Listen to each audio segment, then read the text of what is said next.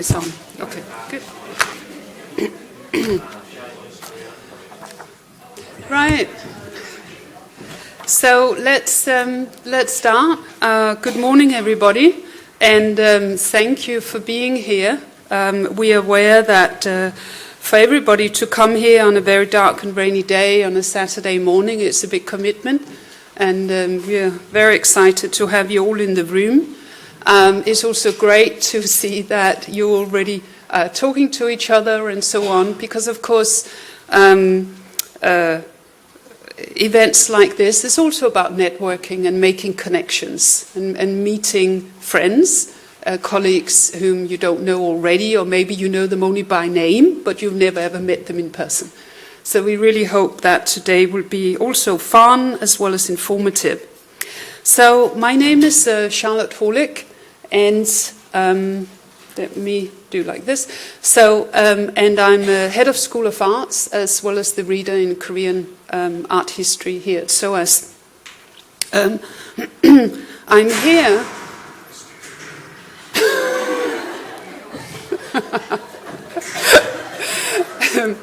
I'm here because I am what's called the principal investigator. So I am the one who's been leading the grant that Dr. Jess Son and myself received from the Overseas Korean Cultural Heritage Foundation. And the Overseas Korean Cultural Heritage Foundation are therefore sponsoring or funding today's workshop, for which we are very grateful. I would also like to formally thank Dr. Jess Son for having organized the workshop. And she's sitting just here, so I think you can see her running around being very busy. Jess, I'm pleased to say that Jess is also, or was my PhD student and completed her thesis now. You had your viva 12 months ago, so, and has since then been extremely busy, involved in these various grants. I also thank our speakers for giving up their weekend to join us. I'm really very excited about today's program because it's the first time ever, I think. Yeah, I'm looking here at Beth and Jim and Susan. It's the first time ever we have these pool of individuals in a room. We will be hearing from individuals who are in charge of well-known connections, such as at the British Museum. I think Sanga Kim, just sitting here, who's the creator of Korean art at the British Museum. We will be hearing about that. But we will also be hearing from individuals with collections that are lesser well-known. As I said, this is really the first time we bring all of that together in one forum. I also would like to thank our helpers. We have Minyoung Che standing over there, who is my PhD student, and we also have Minio Kato, who has just finished his undergraduate studies in the School of Arts, in History of Art. So, as I said, today's workshop forms part of a 12-month research project led by myself and Jess.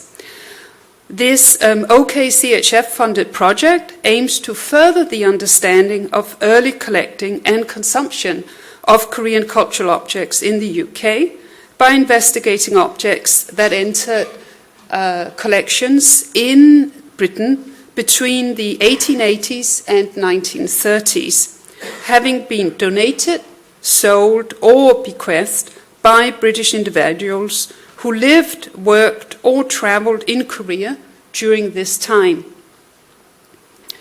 Focusing on diplomats, businessmen, and missionaries who for various reasons had connections with Korea, the project aims to bring to light the types of objects that were acquired by individuals who were not connoisseurs. But their collecting practices tended to be driven by other factors than connoisseurly interests. And that's something that we've been trying to investigate. Now, the collecting of art, of course, as you know, is more than a purposeful and deliberate purchases of beautiful things. Around the turn of the 20th century, collections of Asian artifacts were shaped by politics, geography, and at times chance discoveries of collectible objects. The ways in which Korean artifacts ended up in museums in Europe and America typify these early encounters with Asia, and more importantly, those early collections have in turn influenced the ways in which we today appreciate, understand, and study the arts from this region. The beginnings of the collecting of Korean art, or Korean items, I should say, in the UK took place during one of the most formative periods in Korea's modern history, namely the opening of its ports to America and European nations in the late 19th century. And of course, it also happened around the time of the annexation of Korea by Japan in 1910, making the history of the collecting of Korean artifacts particularly interesting. Many of the British subjects who lived in Korea around the turn of the 20th century were diplomats, missionaries, or businessmen. And I'm just putting up this number here. I think it's quite interesting, just to remind us actually of the British subjects in Korea around this time. Some of those artifacts were later sold or donated to institutions in the UK, and that's what we're going to hear about today. It's kind of the histories of that. Now, the British Museum and the V&A Museum acquired several such objects, but our research project has shown that they were by no means the only institutions to be presented by Korean objects by individuals who had these connections to Korea. Institutional acquisitions of Korean artifacts can also be linked to public displays of the artifacts, either in permanent galleries of Korean art or in special exhibitions. And this timeline shows that in Britain there's actually been a very long history of displays of Korean artifacts. So you can see that Korean artifacts were publicly displayed more than a century ago, possibly as early as 1876, in connection with an exhibition of Oriental porcelain and pottery at Bethnal Green Museum that were all collected by an individual called Franks. Certainly he included 6 objects believed to be Korean in his catalogue, but unfortunately I haven't been able to find out whether those objects were actually also on public display. But you can see here other exhibitions, definitely the Japan-Britain exhibition at the White City here in London included a large display of Korean artifacts because, of course, this coincided with the annexation of Korea. If you look at exhibitions after the Korean War, you can see that a major exhibition was the National Art Treasures of Korea, that was displayed at the V&A in 1961. This was a major exhibition funded by the South Korean government. It's really, I think, worth noting that after the Korean War, special exhibitions of Korean artifacts gradually became more varied. Whereas prior to the Korean War, most displays of Korean artifacts and special exhibitions really focused on ceramics. But after the Korean War, we have these, National Art Treasures of Korea 1961, 1984, Treasures from Korea at the British Museum, and so on and so on. That many of those projects were led by South Korean soft power agendas aimed at highlighting the political and cultural significance of the Korean peninsula within East Asia. Well, of course, this was a very, how can I put it, this agenda was, of course, always one that was triggered by Korea's relative position in comparison to that of China and Japan. Right?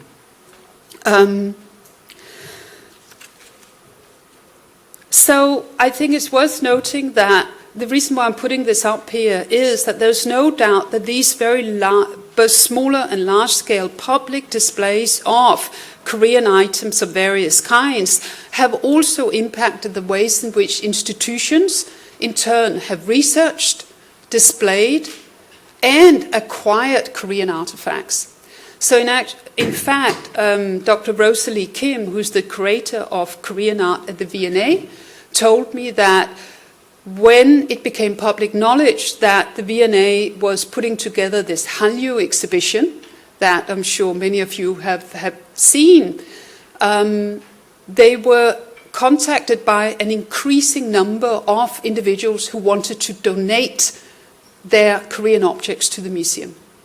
Right? So I think that is actually a really interesting development, and of course exactly the same thing happened a century ago. So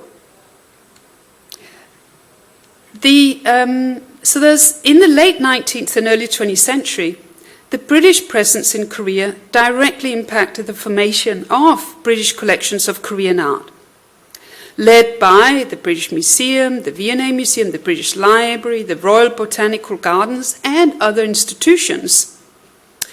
These institutional acquisitions of Korean artifacts in past and present times reveal the context and processes that shaped impressions of Korea in the UK as constructed through cultural objects that entered these major collections.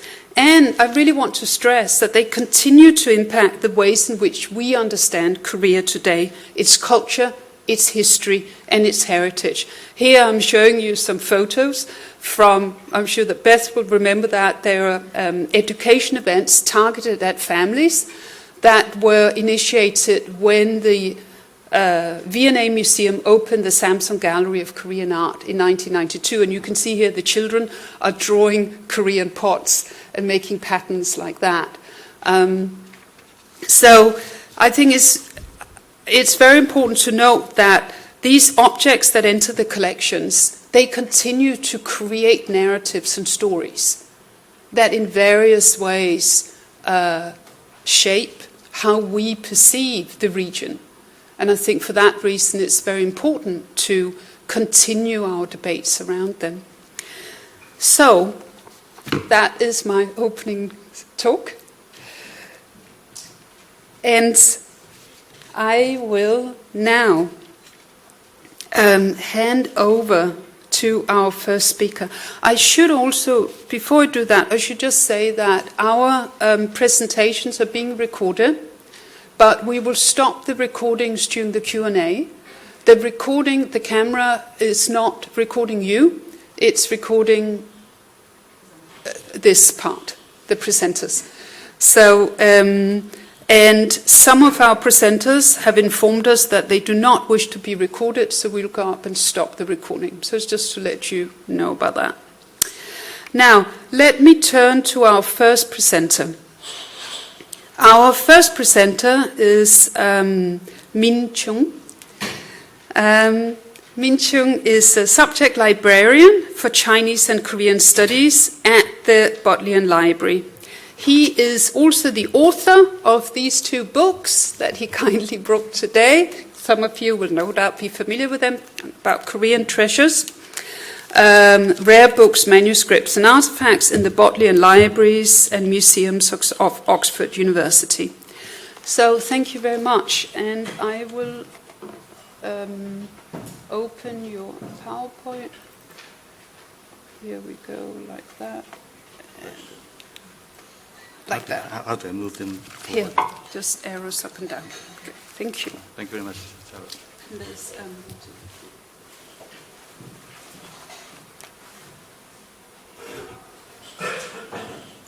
hello, everyone. Good morning. Thank you very much for giving me the opportunity to speak about Korean materials collected since 1880 and preserved in Oxford.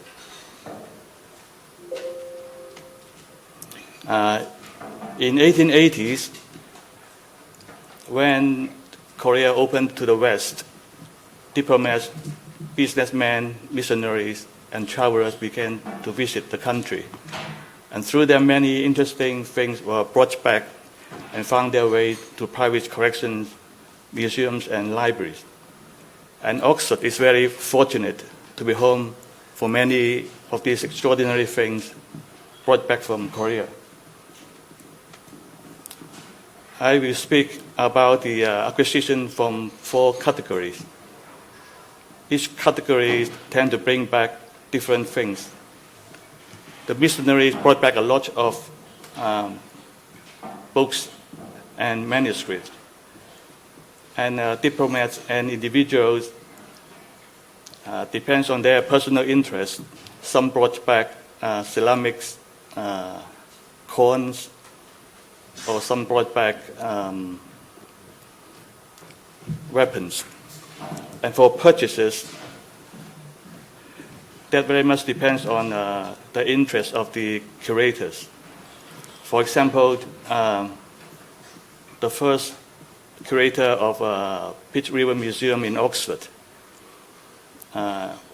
while he was in Oxford, while he was in office, he bought many Korean objects. He had a very strong interest in Korea. And there is also a photograph of him in his office, dressed up as a Korean scholar. Anyway, his name is Henry Beaufort.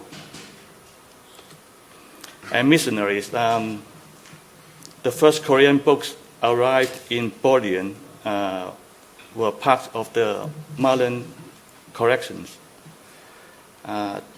This is a group of books from the New Testament translated in the 80s into Hangul by John Ross. And these books are the first books of the Bible in Hangul. Here are the books. Some of them were loaned to the Historical Museum in Berlin in 2017 for their exhibition, The Luther Effect.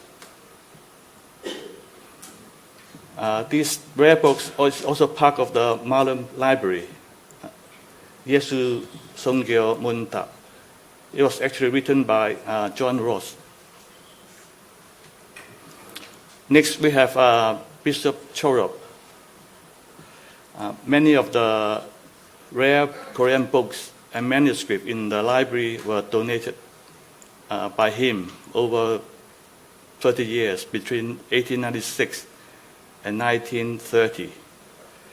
And Oxford also has the archives of the United Society for the Propagation of the Gospel. And that's the Chorop Papers, which includes his private correspondence with his family from 1891 to 1929. There are also copies of letters received from Korea between 1889 to 1928. Also copies of letters sent to Korea between 1889 and 1928. Here's a painting donated by Bishop Chorop. It's the funeral procession of King Yeongjo in the 18th century. Originally, it's a painting scroll, now cut into 3 parts and pasted together as a picture, with the front of the procession at the bottom, and then the middle, and then the end of the procession on the top. The front of the procession, you can see there are various palanquins carrying the king's personal possession.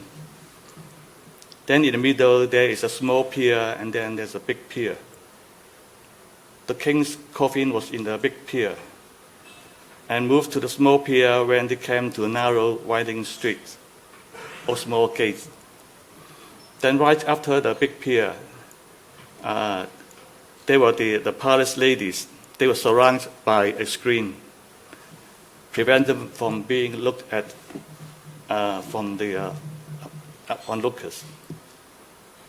Follow them are the eunuchs, and then the civil officials, then the military officials.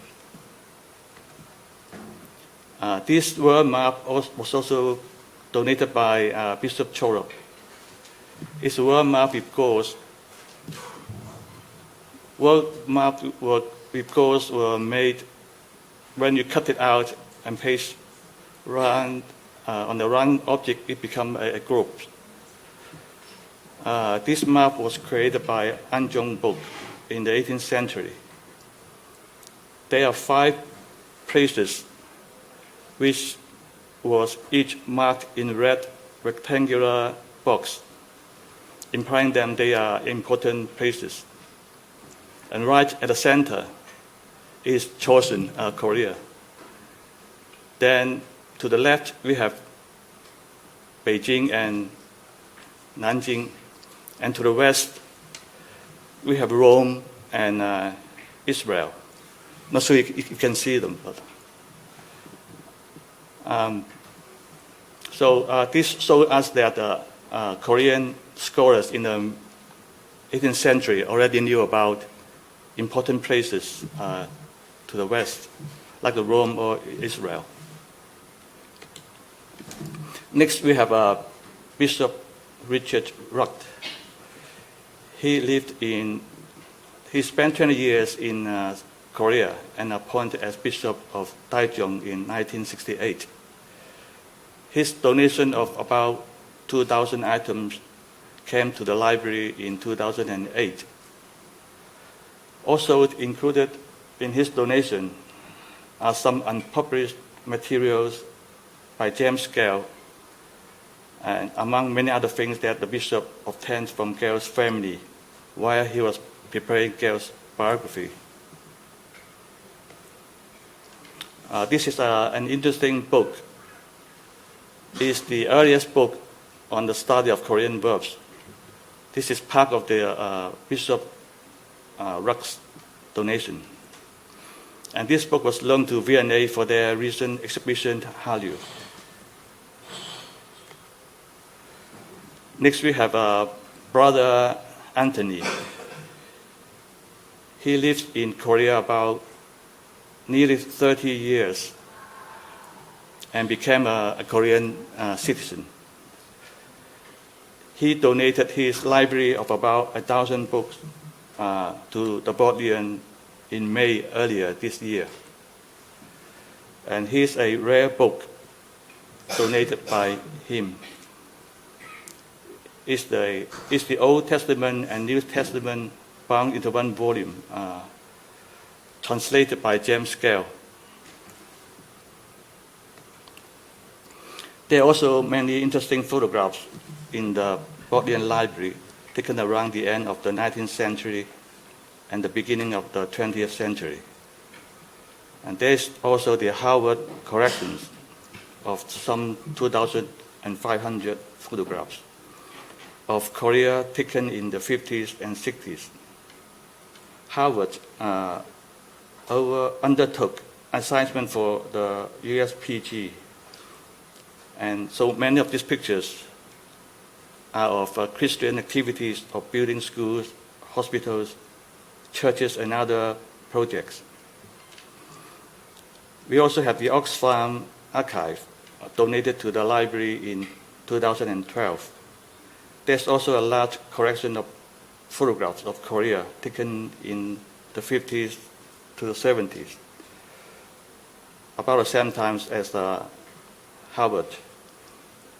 But many of these Oxfam pictures are of refugee resettlement and how Oxfam helped them with new homes, how they distribute food and clothing for victims of flood, fire, typhoon in various parts of Korea.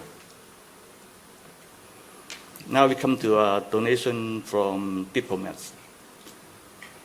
Unlike the missionaries, they usually live in Korea for a long period of time, some 20 years, others 30 years. The diplomats live there a much shorter time, usually 1 or 2 years. And nevertheless, the objects they brought back were quite significant and different. First, we have Christopher Thomas Garner. He served as the British consul for many years in China before being appointed to Korea in 1884, shortly after the opening of Korea to the West. There's a large collection of Korean coins, more than 3,000, in the Ashmolean Museum in Oxford, mostly donated by Ghana. So they are good examples of early coins as well as modern ones. Here are some of the earlier examples of Korean coins. Around end of 19th century, beginning of the 11th century, the Tongguk and the Haidong Tongbo. Next, we have William Richard Cowles. He also served in China from 1867 to 1901 and was appointed provisionally Vice Consul for Korea in 1884. And in 1892, he donated quite a few objects to the museum, including a key pendant, fans, and other objects. And next, we have William George Aston. He served as the Consul General in Korea from 1884 to 1885. And in 1894, he donated quiver bow arrows to the Pitt River Museum, including is the famous cocoon. It was made of buffalo horn and said to be among the world's best. And it's said to have a range of 500 yards. That's nearly a third of a mile. Next, we have Thomas Waters. He also served in China before being posted as acting Consul General in Korea in 1887 to 1888. In 1888, he donated 5 rolls of mulberry paper. Some are white and some with colors. As you know, Korean paper was well known for durable, thick, and lustrous. And paper was nearly always included as a tribute item to China among gold, silver, and other things. After Thomas Waters, we have Walter Ken Hillier. He was appointed Consul General in Seoul from 1889 to 1896. From 1904 to 1908, Hillier was Professor of Chinese at King's College, London. And in 1896, he donated a large collection of very fine archery, about 100 items, to the museum. Here are some of the archery sets donated by him. They were worn ceremonially with court dress. Then donation from individuals. The largest donation was from Augustus Pitt Rivers. His collection, about 22,000, was the founding collection of the Pitt Rivers Museum in Oxford in 1884. This has now grown to more than 500,000 items. There are also many rare, interesting Korean objects in this collection, including a rare suit of armor and helmet. There are actually 2 other examples, one in America, Metropolitan Museum, New York, and the other one is in Korea. This is an outstanding jar donated by Mr. and Mrs. K.R. Malcolm in 1974. Basically, it's a moon jar with decorations. As you know, moon jar is very rare. In UK, you can only see it in a British Museum and also in Oxford. Oxford also have a moon jar in addition to this one. Apart from donations, the university also purchased from individuals, collectors, as well as auction houses. In 1896, the Pitt River Museum purchased a large collection from a Robert T. Turley. Many of the things are listed below. In 1906 and again in 1907, the museum purchased large collections from a S. Wickfield. In 1906, £12 was paid, and in 1907, £10 was paid. And the collection includes the following, including these helmets, and also a very rare silk armor with plates that overlap like scales. Again, there are two examples, one in Germany and the other one in Korea. Purchases were also made from auction houses. In 1911, Pitt River Museum purchased from Glendinen's auction rooms some archery and weapons, and paid petty cash £17. And in 1913, purchase was also made from Stevens' auction rooms, some tomb objects, as well as various bronze ornaments, including a small cannon, which has a long inscription, including the name of the cannon, the date when it was made, and the person who requested, and the weight of the cannon, the name of the person who supervised the production, and the name of the craftsman. There are also instances of purchase with external funding. This group of 5 roof tiles were purchased in 1983 with the help of V&A Fund and the Friends of the Ashmolean Museum. The most recent purchase by the Bodleian is a printing block. These are pages 13 and 14 of Volume 2 of SOAS-OKCHF. Actually, it's only one block with page 13 on one side and then page 14 on the other. And most of the objects in the top have been published in these 2 volumes. Volume 1 has 5 chapters, books, ceramics, photographs, sundials, and weapons. And Volume 2 also has 5 chapters on maps, coins, Christianity in Korea, clothes, and other items. Thank you very much for listening. I leave my contact. Thank you. Thank you very much. Thank you.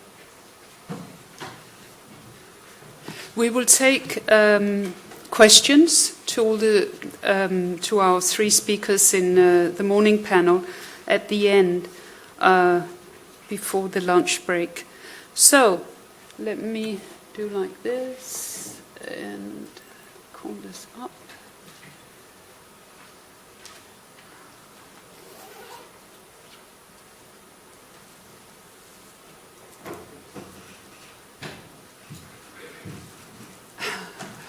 Is it?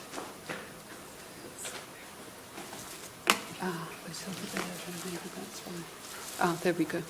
Okay, that's it. Great. I should bear that in mind. Brilliant. Thank you. So, our next speaker is Dr. Sulbi Lee. She has a PhD in Korean education as a foreign language at Seoul National University from 2016. She was the research officer in the National Institute of Korean Language between 2016 and 2020. She relocated to the UK in 2020 and has recently started, or she took up a position as a senior library assistant for the Korean collection in the Cambridge University Library, where you were appointed in April. Is that right? So, in fact, she's quite new, but we are very much looking forward to your talk. Thank you. And this is how you move back and forth. Great, thank you. Yeah, thank you very much for the introduction, and yeah, thank you for this opportunity for the new librarian. So today I'm here to explain about books, provenance of Korean rare books in Cambridge University Library, especially focusing on books from 1902. So this is my contents today. So I try to focus on the first part mostly because it's relatively new information than the next part. So let's get started. So we have quite a lot of books stamped, have a acquisition stamp with the date of 1st July 1902. So you can see thanks to the big screen, you can see the book stamp there. So there are around 70 books stored in our library, but it seems like we didn't know much about the exact provenance of the books. But eventually, around 2 years ago, we found a letter actually safely stored in our library archive, which explained this provenance very well. So, and this existence of this book, this letter, and the relationship with Anglican Mission was posted in our library blog by Ria Roy. At the time, our team of library and a PhD candidate in university in 2020. So if you want to see it, then you can just simply Google it with Neville, Miss Neville, Miss Lucy Neville and Cambridge. Then you can easily find access. So, this is the letter. This it's a very small image, but I quote the first part of letter here. So this is the letter archive in library archive in the university library, and it transcribed by Dr. James Freeman and Dr. Ria Roy and Dr. Christine Williams at the time in the library. So it starts like this. Some time ago, I received a letter from my sister asking if I could procure certain books for the University of Cambridge. So we can see clearly there was a request from a university side to procure some books from Korea. So as you can see, it has several requests inside. So to summarize, there's three requests. So number one is they want to get books listed by Reverend Tolump from Anglican Mission. So you can see the picture, the arrow is referring his picture. So he is actually the first member of Anglican Mission in Korea in 1980. And after serving 11 years in Korea, he came back to the UK in 1901. So it seems like someone in the university or university library met him and acquired the information about the existence of missionary publication in Korea.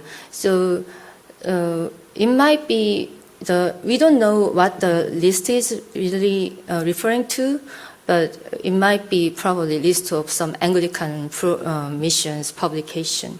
So that's the number one task. And next one is they want to acquire other books from other missionaries in Korea, from Western missionary like American and French. And lastly, they are also interested in to acquire some books in Pali and Tibetan.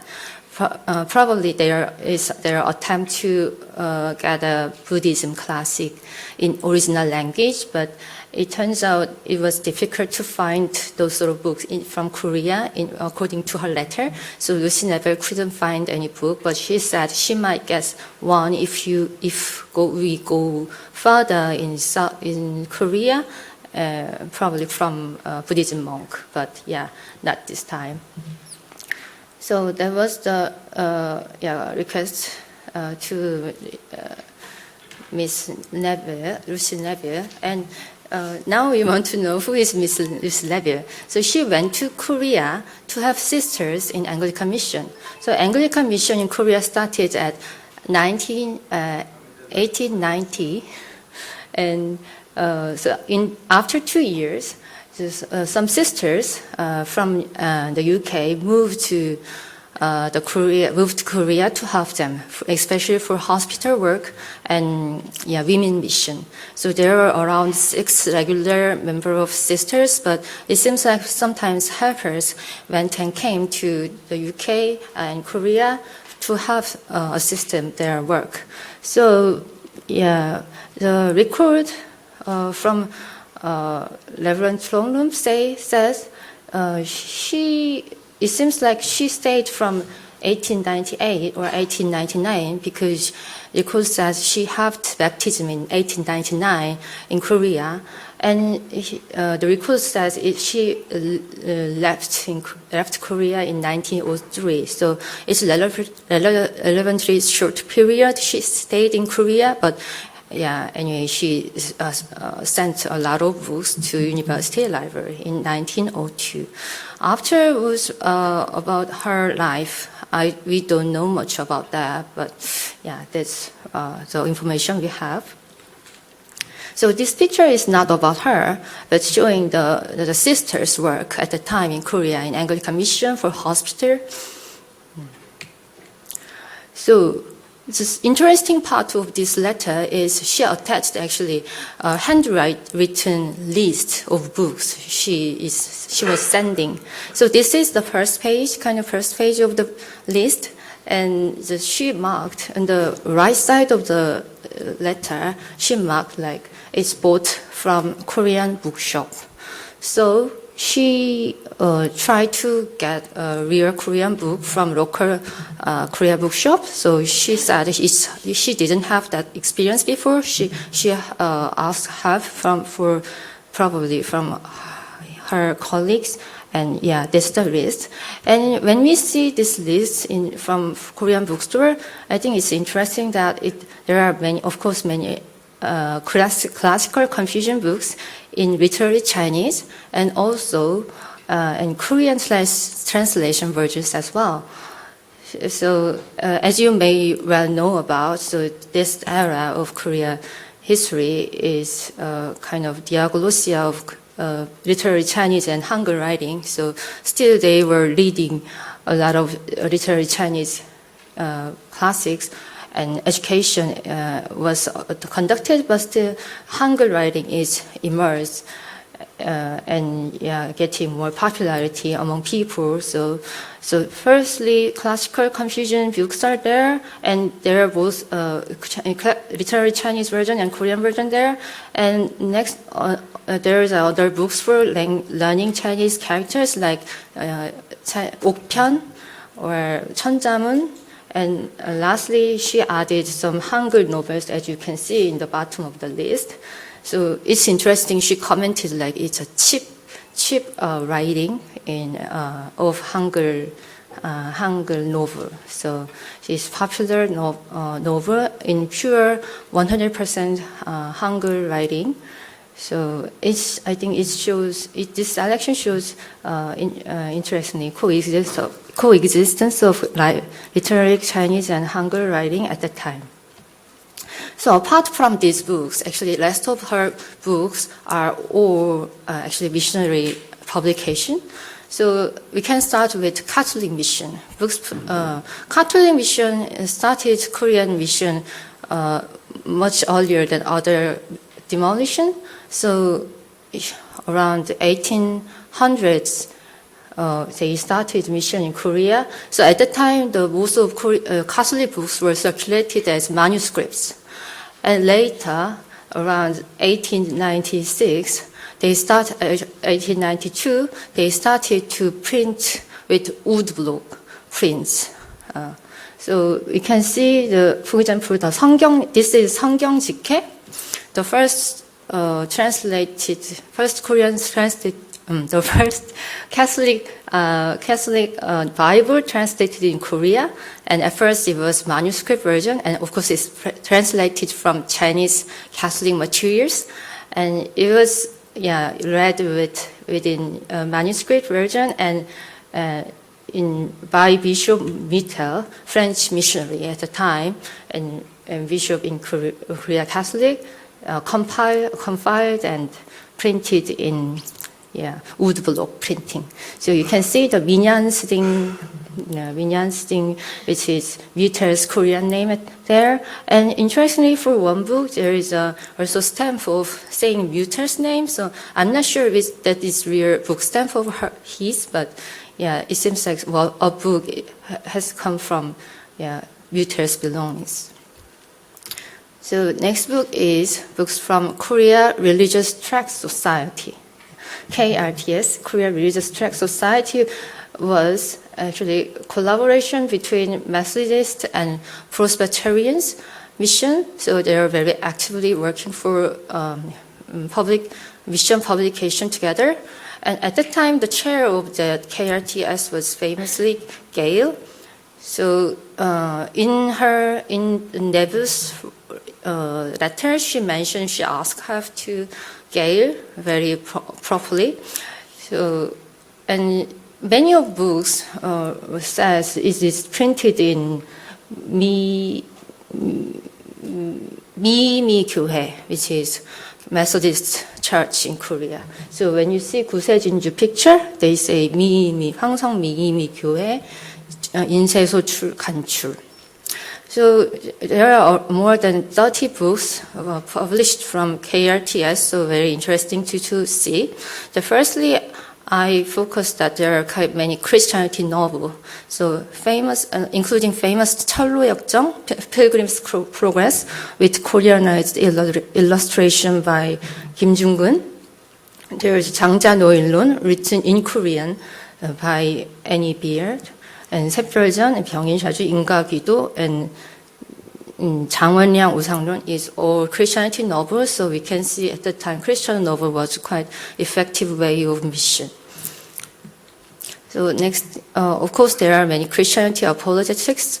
So 파혹진선론 is a meaningful one because it's first Christian apologetics by Korean evangelist whose name is 노평식. So, and 훈화진원 is actually targeted to children, but later used various widely, including 이화 여자 학교 at the time.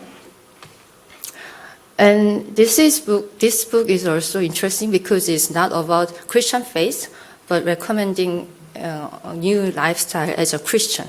So this is the lady Marty Wilcox Noble. So she was American mission, and she wrote this book. And actually later, KRTS published more and more books about recommendation about lifestyle to improve their Korean society more. And as a provenance tracking, this is an interesting case. There are many books from KRTS have signs of previous ownership. So firstly, when you see two pictures bottom, 유대모 is actually book stamp from Alexander Damo Drew, who stayed in Korea less than a decade, but very actively worked for medical mission, and especially for southern part of Korea. Recall saying she left Korea in 1901. So there is a possibility that Drew left some books to Gail, and Gail might gave books to Miss Lucy Neville. So the other case is the right side. So you can see here 빈돈 의원. It's saying 빈돈 의원 here, and it's saying 주일 후 5시, 주일 나흘 후, which means Sunday 5 o'clock and Sunday 4 days after. So I don't know much what does it mean, but it seems like Bindon is actually name of medical missionary at the time, Vinton. So it seems like this book can be on the bookshelf of Bindon Hospital. Yeah, and in another book there is a handwritten name called saying Bindon 부인 in Korean and Chinese character. So it's not book stamp, but she marked her belongings by her handwriting, maybe. So another thing we can see is there are different versions for the same book. So for the 장원량 우상론, there's 3 different versions by publishing date. So when you compare the first and the last one, the first picture is published in 1984, and the next one is 1898, and we can see clearly the later one started to use spacing, so new orthography rule. So I think there might be more we can find probably between different versions. And now let's move on to Anglican Mission. So for the Anglican Mission books, Miss Neville wrote a handwritten memo on the side of the title page, like that. So this is 조만민광, probably Ruman.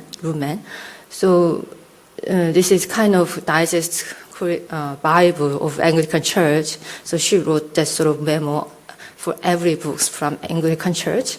So I think books from Anglican Mission hasn't that received much attention yet compared to work from missionaries from America, but still it covers quite a lot of different topics like Bibles, and there's catechism and some books for service, so quite good selection of books for mission. So far to sum up, so we can see the categorization of the books from Miss Neville like this. So as a total 72 books here, and I think it's a good resource to show scenario of Korean society 1902 from Western missionaries' viewpoint. And also, when we get in detail, it shows really well about the publication mission especially from different demolitions at the time. So, and I will start just quick second part of my presentation. This is, as you saw in just previous presentation, and probably we already well know about them, but it's a really well-known fact that University Cambridge received a big donation from these 3 diplomats and Japanologists in 1911 to 1913. So William George Aston, diplomat, donated around 22,000 books, but actually around 80% of the books from Sato's book. So they were share their interest to Japan and Korea as a diplomat, and so they swapped books a lot among them. So that's what happened. So, and next one is von Gibault, is son of famous French Gibault, first generation. And he also donated some books through her stepdaughter. And nextly, Sato, even though many of his book was donated through Aston, he later donated some books to Cambridge University. So as a total, quite a number of books are now stored in mostly Japanese collection, and really well explained and cataloged in the books in 1991. So, but interesting thing is we can see some books on Korea among those collections. So these are Japanese book literally, but there are many books on Korea history and Korea maps and to understand Korean government system. So 조선 사정 and 조선 근정, and 조선 관직구 is about the official titles in at that time Joseon dynasty, and 조선 관한, and those sort of books are showing their interest as a diplomats. And when you see this picture, this is the Sato's ex libris book stamp, and this is our acquisition stamp for Aston 1911 acquisition. So we can see, even though it came from Aston collection in 1911, but it was pre-owned by Sato. So there are many cases like this in this collection. And there is actually one real Korean book left in our library. Actually, many of the Korean books already moved to St. Petersburg in Russia, but 조웅전, its Korean novel, is now left in our library. We can presume the reason can be because it was a duplicate. There are handwriting duplicate sign. So when I checked the book list in St. Petersburg, they have a 조웅전 as well. So it's presently lucky for us. So this is a Korean reading, learning, Korean textbook for Japanese people, and very famous one. And we have two, and one from Aston and one from Gibold. So when you see Gibold's title, he always marks this sort of sticker, label on the top, on the cover, and there is handwritten German notes about the categorization and numbering of and a short explanation of books. So that's interesting thing to do as well. And this just like other Japanese book at the time, it is manuscript, and when you see this Aston's book, it's pre-owned by students in Busan school, so it's interesting to see, and there are many annotation and scribbles to learn Korean language by them, so it's also interesting things to do, things to see. And I will wrap up my presentation by showing this beautiful map. So it is one of Aston collection. So its size is very big, and I don't know much about this map, but it looks beautiful, and so we are going to digitalize it. So if you know any idea or information about this map, it will be very helpful for us to catalog this. Thank you very much for listening.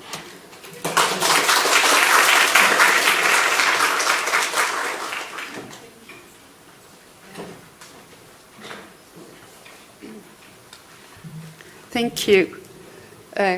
If need be, we can call up some of these wonderful images during the Q&A. I can imagine perhaps some of you would like to see them again. So we can certainly do that. So let me see here.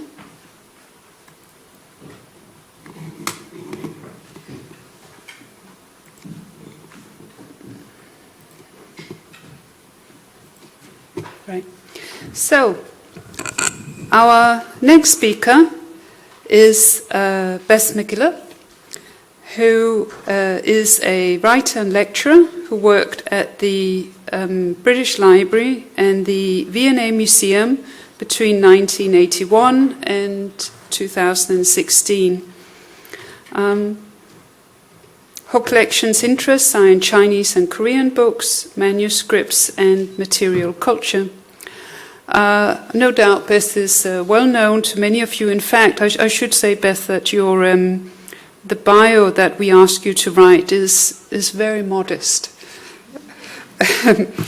As you know, Beth retired as the deputy director of the V&A in 2016, and of course was also instrumental in setting up the Samsung Gallery of Korean Art at the V&A when that opened in 1992, which is why Beth has such wonderful insight, both in library collections because of her extensive work at the British Library, as well as in museum collections due to her work at the V&A. Now, Beth is a senior teaching fellow here at SOAS. She's teaching a module on pre-modern Korean art, as well as a senior research fellow at the V&A. In 2019, she designed and taught the first rare book school intensive course on the history of the book in Korea at Harvard University, based on the collections of the Harvard Yinching Library. She has published and lectured widely on Korean topics and is currently working on a jointly authored history of ceramics in Korea with Jane Portal, who is now the head of the Asia department at the British Museum.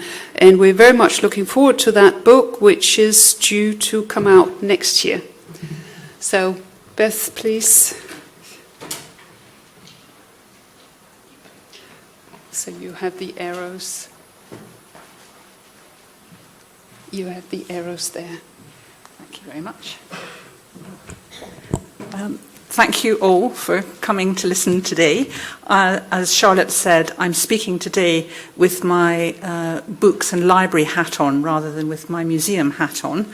And following these two great presentations from Oxford and Cambridge, it's a pleasure to contribute to today's event. And I have to begin by saying it's a rather strange experience to put together a presentation about the British Library's Korean collection at a time when the British Library has had a very serious cyber attack upon its servers and digital infrastructure, which, as many of you will know, has shut things down for quite some time. And I haven't been able to get into the websites and to interrogate things as much as I would have wanted. Therefore, I've brought a pile, as you see there, of analogue publications. And if I've rather slid over some of my subjects, you're very welcome, perhaps during the break, to have a look at some of these publications if you want a bit more detail. And I think I've never felt more grateful that I didn't throw out all my paper, but hung on to it. And I also obviously had quite a lot on my personal computer. So that's the British Library blog tells us what's going wrong at the British Library at the moment, and we all have fingers crossed for our colleagues there that things will get back to normal. I should also say I don't have a formal position at the British Library. I'm a sort of, retired previous member of staff, but I've had a lot of kind help from my colleague Hamish Todd, who is in charge of East Asian collections there, to put this presentation together. And to begin with, I thought I would just show you that the British Library has collaborated with the National Library of Korea to its digitisation programmes. And as you see, number 2 in that list of international programme resources tells us that 92 items from the British Library collection have been put online in this so-called CORSIS event resource. And here is one of them.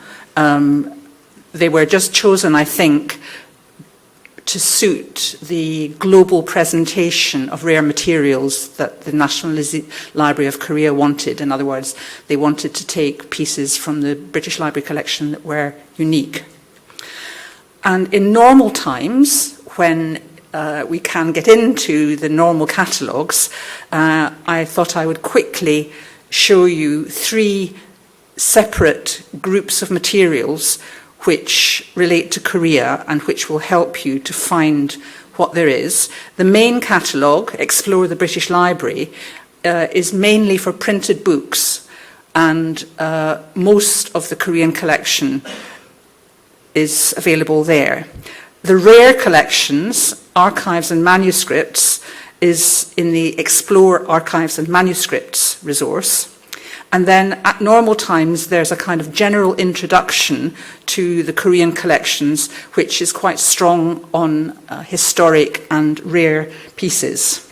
I've now got a few pathways into the British Library's Korean collection to suggest to you, beginning with my old professor, in fact, Professor Skilland, whose introduction to printed novels mainly, but also a few manuscript novels, but in this Kode Soso was for many years, I think, the only specialist introduction into the subject here in Britain, and contains catalogue guidance into a large number of traditional novels in the British Library collection. I also wanted to draw your attention to the importance of museum catalogues as a way of highlighting rare and heritage items from the collection. This 1985 catalogue was my first outing into trying to discuss and publish Korean pieces, and I learned quite a lot, including that I was wrong in one of the things. As you see, the first of my items there is published in that catalogue as a Korean item, but actually has later been corrected by more knowledgeable people than I to show that it's actually a Chinese book. And I would just caution that each generation's scholars and experts come along and enrich our understanding of the subject. So it never stands still, and we always have to keep up with the broader scholarly world to make sure that our understanding of the collections is as good as it can be.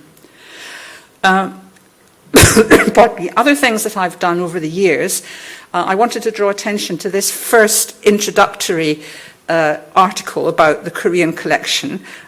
And I have the article here, which was disastrous because they forgot to publish my name on it. So it's never, ever come through in any bibliographies. But the Monotype Corporation was a big printing company, which I think actually went bankrupt a few years later. But it used to publish this journal called the Monotype Recorder, giving lots of information about printing around the world.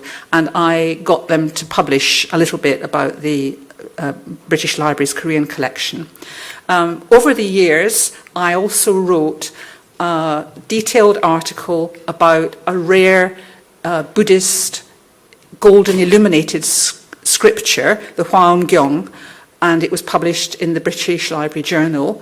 And I also wrote a detailed article about Uegwei manuscript in the International Journal of Korean Art and Archaeology. And again, I have these journals if anybody wants to flick through them.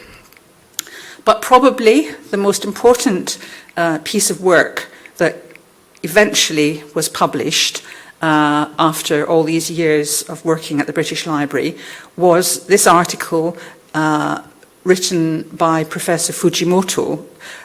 And Professor Fujimoto and Professor Chon Hye-bong, I guess, are the two outstanding bibliographers, academic bibliographers of the late 20th century writing on Korean books.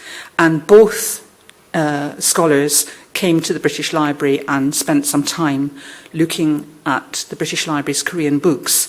And Professor Fujimoto, who is now quite elderly, very diligently pushed through this article in the academic journal Chosen Gakuho, and I've highlighted in yellow the format of his descriptions of the British Library collection. It's a good starting point for any researchers wanting to get into the British Library's books. It's the best comprehensive presentation of the British Library's pre-modern Korean books. So the next thing I would like to turn to is the prospects for further research into the British Library's collection. I'm not today going to try to cover everything that's been written and everything that's been researched into the British Library's collection, but I do think it's important to point to the unfinished business which lies in provenance research and in exploring the background and context of collecting some of the books in the Korean collection. And I wanted to focus on Homer Hulbert, the well-known American missionary and publisher who was active in the 1890s and 1900s. In the British Library Corporate Archive, let me see there, in the British Library Corporate Archive, you will find quite a substantial number of letters between Hulbert and the staff of the British Library, particularly with a gentleman called R.K. Douglas, who was the keeper of, as they said, Oriental books in those days. And Hulbert clearly had an ambition to furnish the British Museum Library, as it then was, with a considered, comprehensive and carefully thought through selection of Korean books. And he made his case and pushed hard to persuade the gentleman in the British Museum Library to purchase books from him. One of the things which was purchased from Hulbert was this so-called Chonhado, the 4-volume map preceded by a world map. And it became very famous and was widely published, and he was able to get them to buy that. And he clearly had a wide circle of clients and contacts in international libraries, but it appears to me from his correspondence that he really wanted his books to go to the British Museum Library, and there are frequent references to, this museum or this collection wishes to purchase things, but please answer me quickly, do you or don't you want this book? So he definitely saw the British Museum Library as a fitting location for his so-called, general collection of Korean books. And I wanted to focus in on two particular items which he sold to the British Library. This is a Chinese encyclopedia, as you will know, the Wenxian Tungkao, and it was sold to the British Museum Library without much problem. The correspondence shows that it was sold, and it was sold in 1902. So a few years after he sold the map, he sold this this particular encyclopedia, an enormous encyclopedia, I think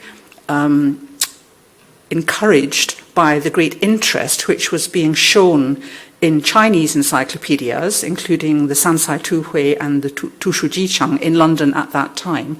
The curators at the British Museum Library felt it would be fitting to have an example of a Korean encyclopedia, although, to be honest, it's a Korean edition of a Chinese encyclopedia, isn't it? But it's a fantastic book, uses a very interesting typeface, and it's a kind of piece of evidence of that late 19th century, early 20th century ambition to contain the world's knowledge under one roof. Let me just go here. So this is what the Wenxian Tungkao contains. This is what it has. It has all this sort of Confucian knowledge about how to run a society. Let me go back. Here we are. And goes on and on and on. It's a very, very large compilation. Now, more interesting is the Tongguk Munhon Pigo. And I apologize for the lack of diacritical marks because my computer wasn't looking after itself properly last night. This was a more troubled negotiation between Hulbert and the British Museum Library curators, because this is a work which was first published in the 18th century and then updated and expanded. So when the French bibliographer Maurice Courant published his Bibliographie Coréenne, he noted the number of volumes in the edition he had in front of him. And then when Mr. Hulbert came along and presented a different edition of the book to the curators at the British Museum Library, they rejected it because they said this is not correct, this is false, a bad edition.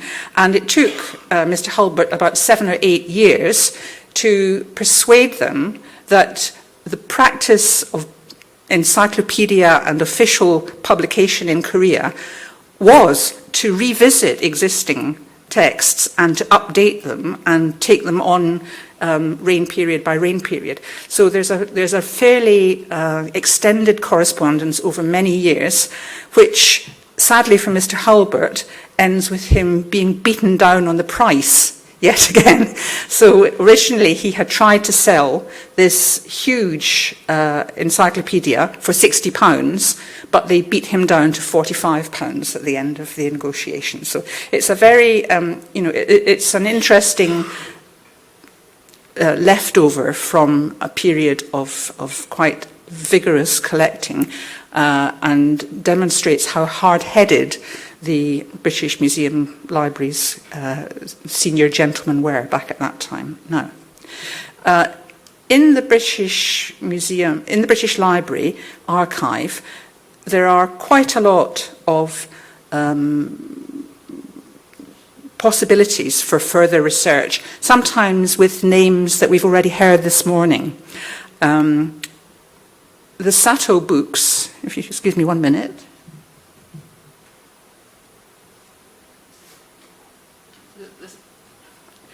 The Sato books are probably the best and most distinguished group in the British Library Korean collection. And again, Professor Fujimoto did serious research upon them, and both Hamish Todd and I have written about the provenance history attaching to them. So again, you're welcome to have a look at those. But there's more to do in those in those areas.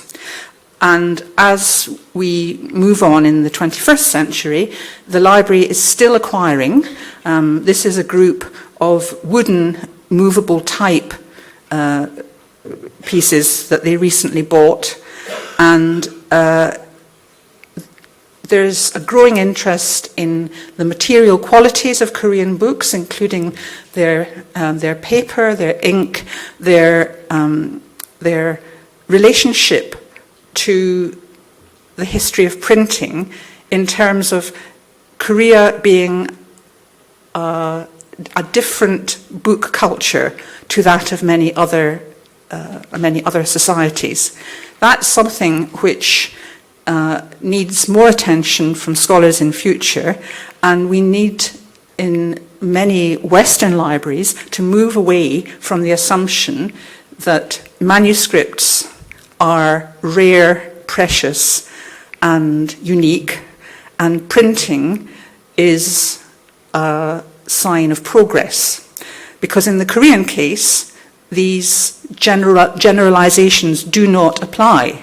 There are many, many important works which exist both in printed and in manuscript versions, and the existence of a printed version does not make the manuscript unnecessary or undesirable in the Korean practice.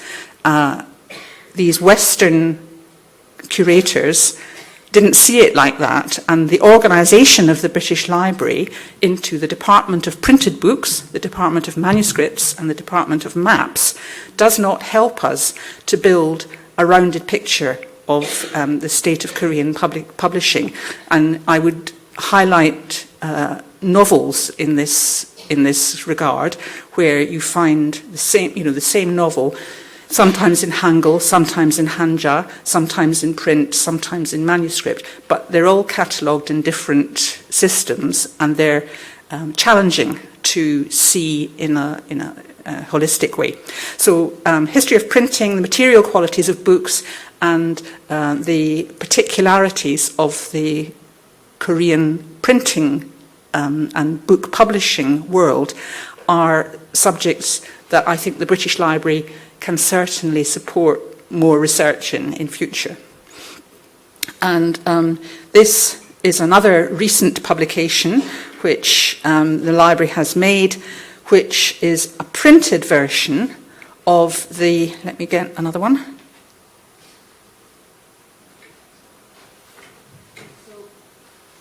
This is a printed version of a Uighur manuscript, the one which I researched and published quite some time ago. So this is a facsimile of the same manuscript produced by the Music Institute in Korea, and this is a reduced facsimile of the manuscript in colour. Let me see, where is it gone? You can see, like so, you can see all the musical instruments and so forth. And this is a printed version made in the 19th century, which the library has recently acquired of the same work. And Hamish is very sad that his busy social calendar keeps him away from today's events, but he has kindly helped me a lot in putting this presentation together. And thank you for listening.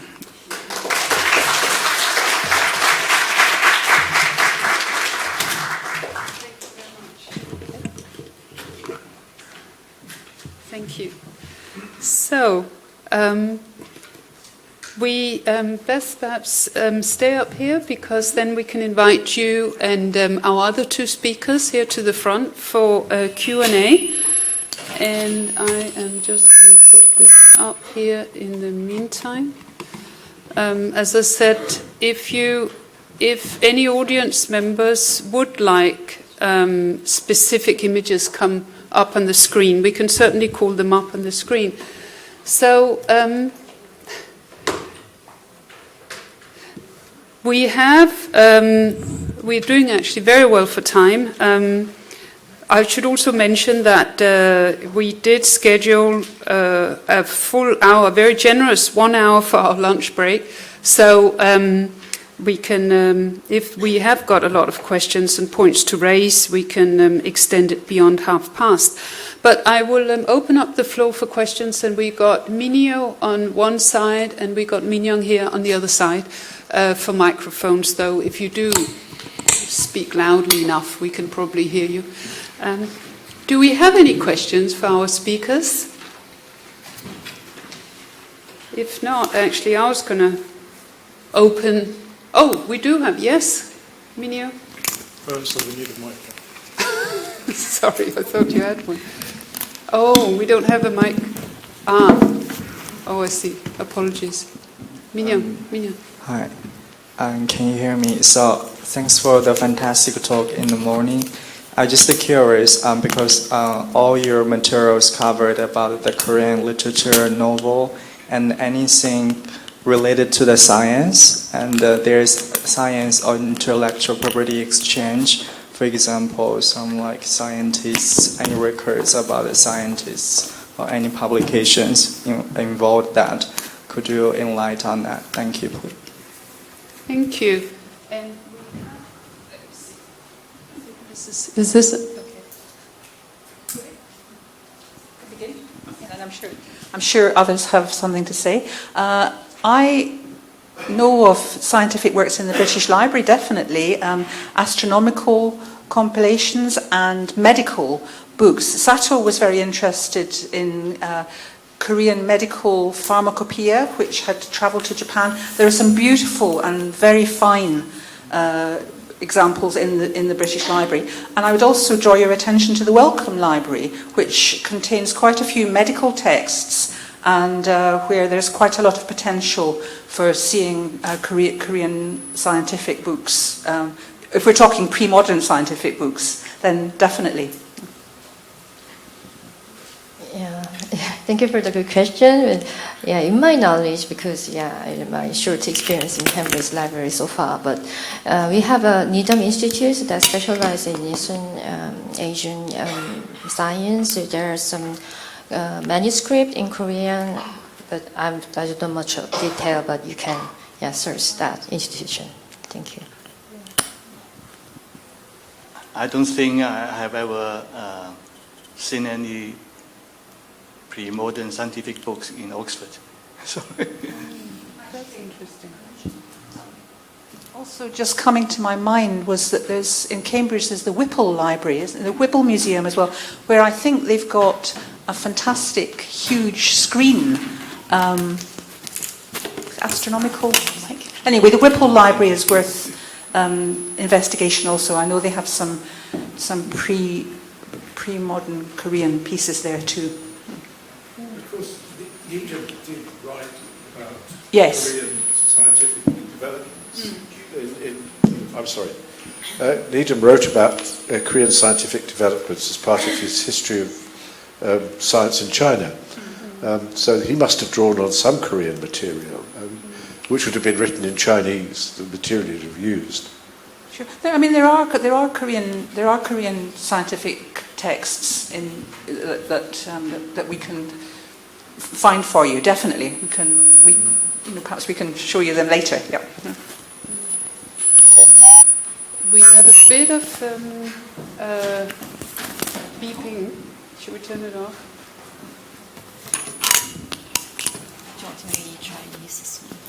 Okay. All right. Good. Any other questions? Yes, Lena. You've got a bit of running around. Thank you. And maybe, Lena is one of our speakers this afternoon. I was actually going to ask you, could you? I was sorry because I. So I'm a PhD student studying in biochemistry. I work in the Korea, so I just have a general interest about the Korean, Japanese culture, and that's why I came here today. So you do biochemistry? Yeah. So can I ask, where are you doing that? The Korea Institute at London. Oh. I know about collection, collection about exotic Asian or any kind of stuffs related to the traditional Yes. medicine. Yeah, so Oh, I it's see. fascinating. Oh, well, I find it always so fascinating to meet those who are in the sciences. I think I tend to meet only people in the humanities. So thank you. Lena. Yep. So I was wondering if you were able to find, or examine some new technology in terms of the printing of the books and manuscripts, or any new kinds of materials used for such objects and books that were quite introduced in the late 19th century that you just covered. Yeah. So the question was specifically about printing technology. Yes, like a new technology or materials introduced maybe through the people who we just talked about, or... Yeah. Can you hear me? Just pick this one up. You just speak into that. Speak into this one. Is that better? I think these missionary printing enterprises did bring with them new methods of printing. The trilingual press, which I think was associated with the Methodists, wasn't it? Brought Western type-based print. There is interesting material at that late time. I haven't gone into it in a great deal of detail myself, but I do remember when I wrote this thing like 30 years ago, going into that, and there is definitely there was a debate about how to print Bibles. The missionaries, what they wanted to do was to print Bibles and make sure that everybody got lots of Bibles, and so they sometimes sent their printing orders to either Shanghai or to to somewhere in Japan, maybe Yokohama, I think. And then they found a way, maybe by about the turn of the century, to be training up and producing Western-style prints.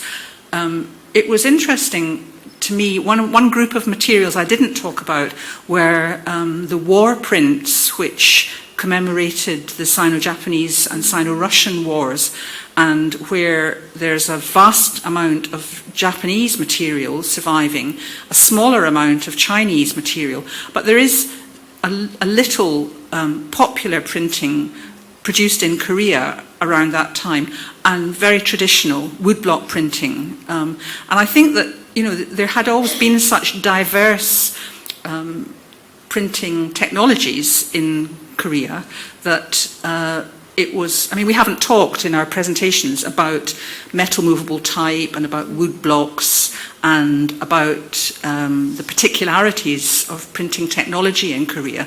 So I think that, you know, there's always more to see and more to do. And I would also say that Hulbert was trying quite hard to sell a group of Korean coins and Korean metal types to the British Museum, but to my knowledge he was unsuccessful. They turned him down. Thank you. Thank you for the wonderful information and knowledge, and I totally agree with Beth, and that's what I found when I look at the missionaries book, and it's all very new type of new machine. So there's many records that missionary was able to adapt or buy new machine and started their own printing in Korea for their missionary publications. So that's really is true. And when I feel the quality and the printing style with Korean novel, definitely is different. So Korean novel that we saw in the pictures for 조홍전원 and 정수정전, that sort of popular Korean novel, is printed by probably a little bit local style. So the paper quality is more rough and different, and the so to speak 방각본 and the sort of printing skill probably very different from missionaries. That's all I can say. Maybe. Thank you very much. There is one or two books on printing technology in Oxford, but I can't remember the title for now. But on the whole, in the past, the woodblock is not so popular, because when you come to printing in great quantity, the woodblocks are popular later on. But in the old days, movable type is more popular because only a small amount of books are required between the scholars. Thank you. I actually wanted to ask, a question. I noticed that in your presentation there were a lot of archery, items linked to archery. Is there a particular reason why? I think archery is very Korean weapons. Right. And most people tend to collect them. Yes. And you have to see them in person in order to appreciate the work and details. So do you think that perhaps the reason why it was collected was because visually, aesthetically, they were interesting? Yes, and not even that they are very well known as a weapon. Right. And they are most feared by the enemies of Korean, because the range they can cover, like 500 yards and so on. So most people tend to collect them instead. And Charlotte, sorry to cut you off, but can I just mention that the Pitt Rivers, so the whole collection, the original collector that donated to Oxford, he was actually very, very into weaponry himself. So the whole of Pitt Rivers collections, they have a lot of different weapons from all around the world, and hence maybe that's why specifically he welcomed these archery collections, bows, arrows, into the Korean collections as well. Right. Yeah. So the staff. The collector, the collector of the Pitt Rivers. So he who formed that collection of 22,000 Right, objects, I see. he was very into weaponry. Yes. Right, thank you. Jim? How does the total, I mean, this is an impossible question to answer probably, but how does the total holdings in the UK compare with other countries? I mean, I know of collections in St. Petersburg, and there must be a lot in France, but are we amongst the leaders, or are we in the middle of the pack, or what? Jim, are you thinking about all items that are categorized as Korean? The things that are being discussed today. Right. How do... Talking about pre-modern Korean book collections around the books, world. Yes, mainly books, in fact, and manuscripts. I think that in the United States, it's a slightly different picture, as far as I know, because quite often the major centres, let's say Berkeley, Harvard, Columbia,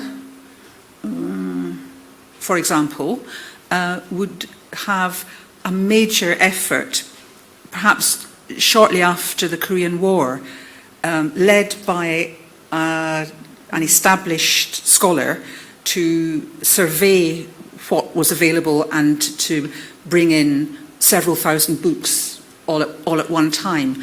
And to my knowledge, that didn't happen in the UK in the 20th century.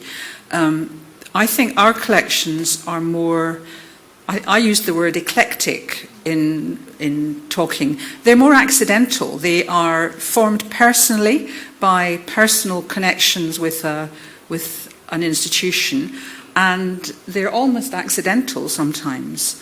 So there isn't the same rigor of collecting, I think, in Britain that one finds in some of the major American centres.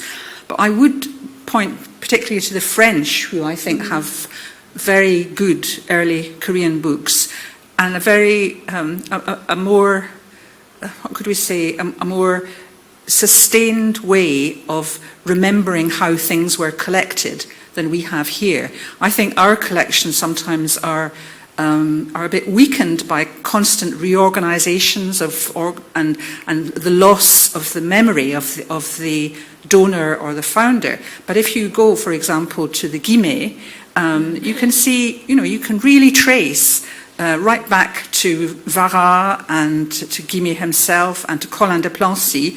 You can see how these books came in, and their origins are really clearly recorded. Yeah. Thank you. Yeah. Any further comments? I was going to actually, and of course we also have Dion Wood here, who sadly,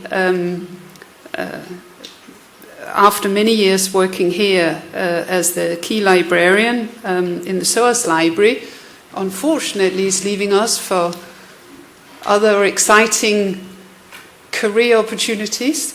But actually, Jian, would you? I'm sorry to put you on the spot, but our Korean collection.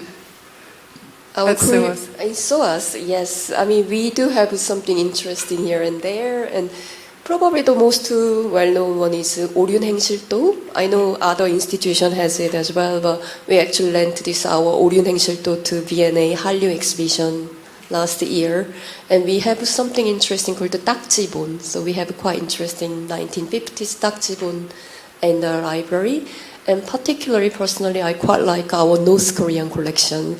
So it seems like in 1970s we received a big huge collection via actually the Polish embassy from North Korea.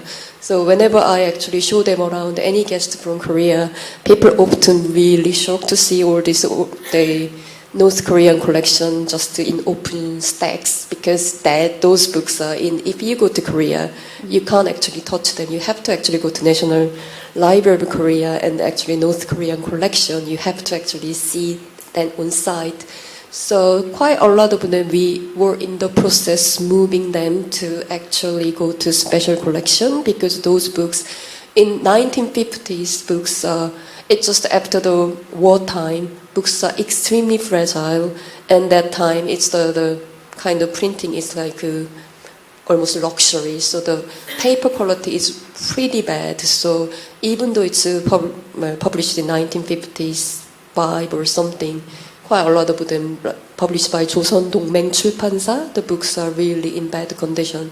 But one book which we actually have something called 황초령, written by 한설야. I haven't actually found this book anywhere else. Possibly, maybe it's available in, I don't know, maybe in some Russia, maybe possibly. But that's not even available in Korea, National Library of Korea. And also couldn't find it anywhere in the World Cat, including any major libraries in the United States. And I think and we just got, are you allowed to talk about the recent donation? Oh yes, sometimes donation is like a fortune, and we have this amazing curator who actually got involved with this. What's his name? Brian. Yeah, he was really in this Gwangju Biennale. So he was a. We were contacted, or Jian was contacted by an individual, who was a guest. Oh, he was one of the curators at the 1995. Biennale, the Gwangju Biennale. So the very first Biennale that was held in Gwangju. That's right. And he donated quite a lot of really interesting books, including Yatu, which is like nature art. And two of books he donated, we actually found it's signed by artist Baek Nam-jun. So it's his signature all the way through in the book, which make it really special. So that was really highlight of one of our collection. And talking about that, can I just mention to Ollie, Lina, you mentioned about this early printing. So I think recently I got contacted by somebody called Las Kim. So she's working for a project called From Jikji to Gutenberg. So she's in Library of Congress this May. They actually has a big kind of conference about to look into early Korean printing techniques. So there are some couple of blogs in Library of Congress page, so have a look. And principal investigator is called Las Kim, and she's particularly interested about Gale collection. So great, thank you for that. Go on, Jim. And we should just introduce Jim, of course, was the charge d'affaires at the British Embassy in Pyongyang, and is a long-standing supporter also of SOAS. Yeah, I did other things apart from Pyongyang. But I'm sorry, I may have misunderstood. The North Korean collection at SOAS, I don't think it had anything much to do with the British Embassy. No, the Polish Embassy. The Polish Embassy, yes. Sorry, I misheard. The other thing was that I think Bill Skillen did actually collect North Korean material. He didn't like it, but he did collect it because he thought it was of historic interest. And I would have thought that was the real foundation of the SOAS collection. I hadn't realised that the Polish Embassy, which is much bigger than us and much longer established in Pyongyang, we were only there after 2001. With all respect, it would be very hard for us to have collected books. We could really only get access to books through the Foreign Languages Bookshop, which did have some Korean material, but not much. And so I suspect that the origins of the SOAS one do lie with Bill Skilland and his willingness to look at North Korean material. Plus the fact the North Koreans would send stuff at one point. Yes. Well, thank you. Thank you for that. Do we have time? Last question? Last question? No, we have here at the...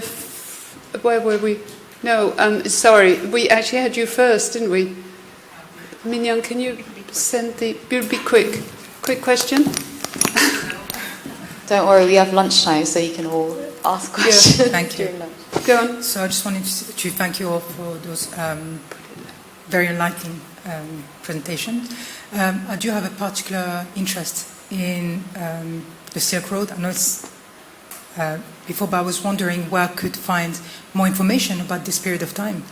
About the Silk Road and the impact. Silk Road? Yes, and the impact on East Asia and Korea. Are you meaning early Korean printing from the pre-Koryo period? Well, because during the presentation, there were like object, printing, religion, and that reminded me of the Silk Road, where at the time there were a lot of exchanges with religion, art, philosophies, and obviously Confucius as well. So I was just wondering where I could find more information, where I could research more. Sure. I mean, one of the centres that's probably worth looking at is the city of Gyeongju, isn't it? Where, seen by some as one of the eastern terminus points of the Silk Road, and also a point of transmission of printing going eastward from China into Korea in an earlier period. I mean, we've been talking today mainly about Joseon period books. We could equally well spend the whole morning talking about either Goryeo period books or printing in the pre-1000 era. There's a lot. Books and printing in that early time also have a lot, and the coming of Buddhism and the printing of the Tripitaka. Again, I didn't go into that in my presentation, but in the British Library there's a lot, and I'm sure in Cambridge and Oxford too you can find individual fascicles and individual Buddhist works, all connected with ideas being transmitted from west to east into Korea. Sure. Thank you. Thank you. So thank you very much, and thank you to our speakers. And we will now go and have lunch. So it's next door where we had coffee, and we will reconvene at past. So thank you. You've done a lot, haven't you? It's been so interesting.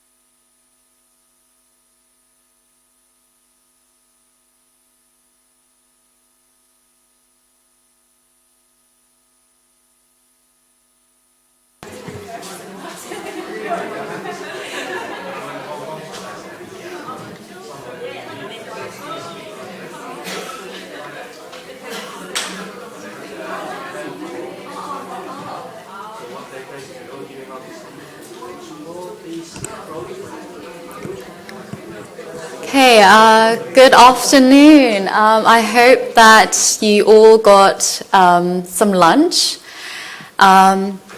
We are just about on time. We have two presentations for this session, and I will be introducing our lovely presenters. Our fourth presentation is by Sang-ha Kim.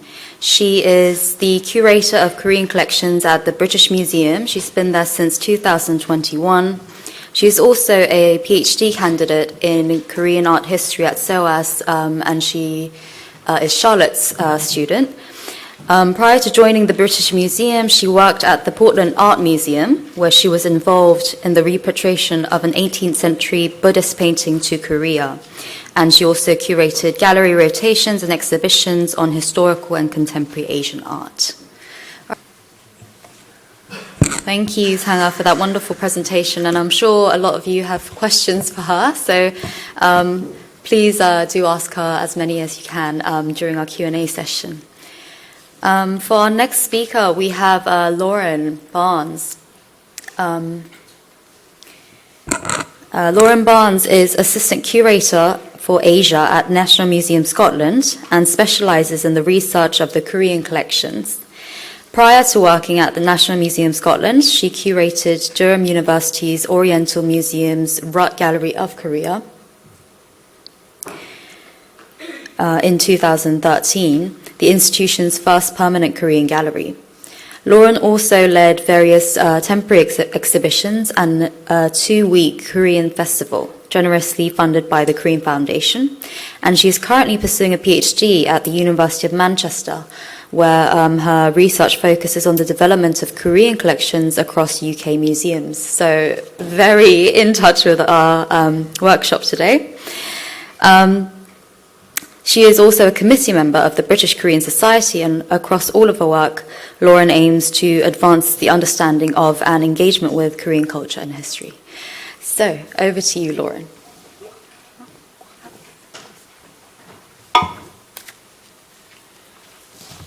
Thank you very much, and thank you to both Charlotte and Jess for inviting me today. I was thinking on the train on the way down that I started my year by attending the previous workshop as part of this project as one of the members in the audience, and so it feels very nice to almost end the year, it's nearly there, presenting some of the work that I do at National Museum Scotland.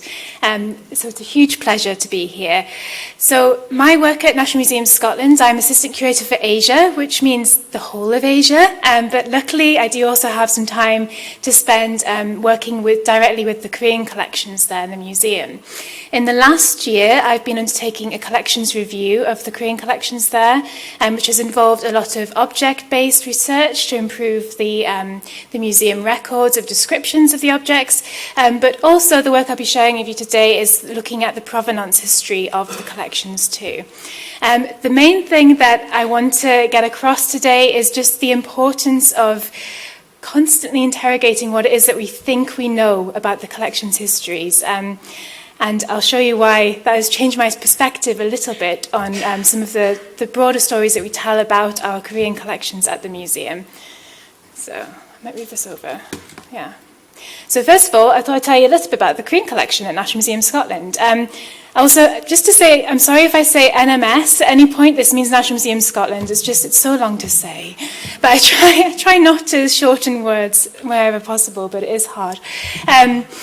So the Korean collection at National Museum Scotland was also began in 1881. It must have been a very popular year for Korean acquisitions in the UK, like the British Museum.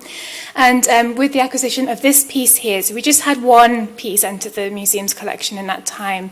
And this is a purchase from an auction house in London with connections to Japan. So it was bought via Japan, similar to the British Museum's 1881 pieces too. This is a type of goaiware, so it was made in Busan in the late 1600s, early 1700s for direct export to Japan, which makes complete sense why it's in Japan at the time. And I'd love to say that the museum got off to a great early start and just continued collecting Korea from that point on, but it was about 20 years until the next acquisition of Korean objects at the museum. But since then, throughout the 20th century, the museum collected slowly and steadily a variety of different Korean collection pieces.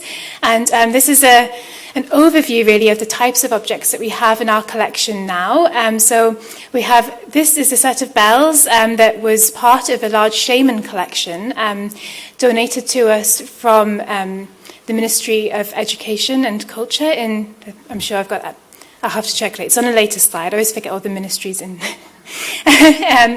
Korea in 2002. And this dates from the 1950s to 60s, so this is a really large collection for us, and one of the unique parts of our collections in Scotland, that we have this shaman collection. We also have a very large collection of coins, which is actually part of the Asia collection rather than being a separate numismatics and coins. And of course, like many of the museums, we have strengths in both ceramics and textiles too. And we have also been collecting contemporary pieces from the 1990s onwards, and of which the piece on the very far right here by Che Kye-ryong is an example of that. And he is an artist who is from Korea, but he's based in Scotland, and he likes to incorporate Western and European materials into his works. And I'm not too sure if you can see on this image, it might be a little bit too small, but he uses made-up Hangul characters which are completely indecipherable and very difficult to pronounce, so like quake and quack and stuff like that. And it's an absolute messes with you when you see these works. But what he does is he's trying to convey that cultural in-betweenness in his pieces. So quite a varied collection. And we also have Korean objects across the whole museum. So at National Museum Scotland, we have obviously a World Cultures and Art and Global Arts, Cultures and Design department, which includes objects from both around the world and in Scotland and Europe. But we also have strengths in natural history, science and technology, and military collections too. And we have objects across all of these collections. So we have some specimens from Korea of rock samples and insects and things like that in our natural history collections. And then also in our former art and design department, we have pieces that are related to Korea or from Korean artists from around the world. And we also have pieces related to things such as the Korean War. So the middle blue and white medal here is the Korean War medal from Sergeant William Speakman. And the reason why I'm including this, even though this isn't going to be the focus of what I'm talking today, is because we're trying to make those connections across departments. So similar to what Beth was saying earlier, in that the Korean collection's been spread across the different departments of the British Library. We also have Korean collections across the whole of the museum, and we're trying to make sure that these connections are joined up between them. So I'm going to tell you a bit about my collections research now. So when I started in the museum 2 years ago. And whenever you start working in a museum such as National Museum Scotland, you don't start with a blank slate. You start very much with a preordained set of knowledge about the collection, and there's a certain way of talking about the collection, and a lot of research that's been done in the past too. So when I started, we have the Korean Gallery, the Exploring East Asia Gallery, and this is the Korean section of that. And here we have a certain way of talking about the objects in our Korean gallery. And we have knowledge about them in a certain way, presenting an idea of Korea across to our visitors. And we also present knowledge of our Korean collection online as well. And this really shows the main types of Korean collection that we have, and we talk about it in a very certain way as well. So we really focus on the main collection area types. We say how many objects we have in the collection, and we highlight a few key donors in this way. We've also had some publications on our Korean collections, so the most notable of which is a chapter in this book, Arts of Korea, which is a wonderfully broad book focusing on the development of Korean collections and different galleries in North America and in Europe. And the former senior curator, Kevin McLaughlin, wrote a chapter in this book about the development of Korean collections at the museum, which he does admit is an introduction, a brief preliminary introduction to the museum. So we have all of these ways that the museum talks about our Korean collections. And what I wanted to do was to apply the methodologies from my PhD research, really, to try and look at the Korean collection in a different way, rather than just continuing the work that has been done and in the way that we talk about the collections. So my research approach really is collections data driven. So it's drawing on the works of these other academics, Isabel MacDonald at the British Museum, Tacy Phillipson at National Museum Scotland, the work at the Pitt Rivers Museum by Chris Gosden and Francis Lawson, and also the work by Julia Fraser, who's an HRC candidate at Glasgow University. And all of these take museums' collections data, which in itself is completely not unbiased, because it's inputted by individuals with their own set of beliefs and circumstances, but it uses this as a starting point to interrogate the collections and to unpick what biases may or may not be there, and to see what is missing as well. So for my work at National Museum Scotland, I put together several visualizations. Don't worry, I'm not going to show them all to you, but one of which is the development of the collection over time. So this map is this graph is quite condensed. What it doesn't show you is the many, many years where there's no collecting that's happened at the museum, which is of course of interest to me as well. But I won't. It's the later part of my research is going to be focused on that. But what it does show is that there are several large donations that occur from individual donors and sellers to the museum. And this is, unlike the British Museum, is more front-loaded towards the earlier part of the 20th century. And two of these have been quite well discussed in the way that we're presenting Korea in the museum online and in the chapter that Kevin McLaughlin wrote. So that's the W.H. Emberley purchase in 1907, who we just heard a little bit about from Sangha, and the Lieutenant Colonel Dingwall purchase in 1919. These, for the museum, are key collections, or perceived as being key collections, and I'll discuss them in a little bit more detail now. And then the other donation over here is the Ministry of Culture and Tourism. That's the ministry that donated the Shaman collection. I always forget, they change the name sometimes. And we also have this very large peak here, which is kind of unmissable here, and this is the Flora Robertson MacDonald donation, which wasn't really mentioned in McLaughlin's chapter, mainly because it was misattributed to her father, and I'll discuss the reasons for that as well shortly. So as we're talking about the early collections, I'll be focusing on Robertson MacDonald, Emberley and Dingwall, to sort of see the ways that I've looked at these donors and collectors and challenge them. So, as we've just heard, Emberley, it's a very familiar photo. I think it might come up later as well. Emberley ran the Station Hotel in 1901 to 1905, and he also he sold collections to the V&A as well. The museum, when the collection came into the museum, this is what the museum records said about it. So this is from the Director's Report to the Royal Scottish Museum Report 1907. So it says, a member of the medical mission in Korea, with a long and intimate acquaintance with the country, has supplied a number of objects illustrating the native life and customs, some of them of special interest as bearing on the relations of Korea with Japan. This shows the perspective, as much as we can understand it, of the museum at the time. So they're collecting the works from Emberley, they're buying them from him because of his intimate acquaintance and the reflection of these of native lives and customs. So they're really perceiving Emberley as being a window to Korea at the time. And they see him as being an expert in the daily lives of Korea.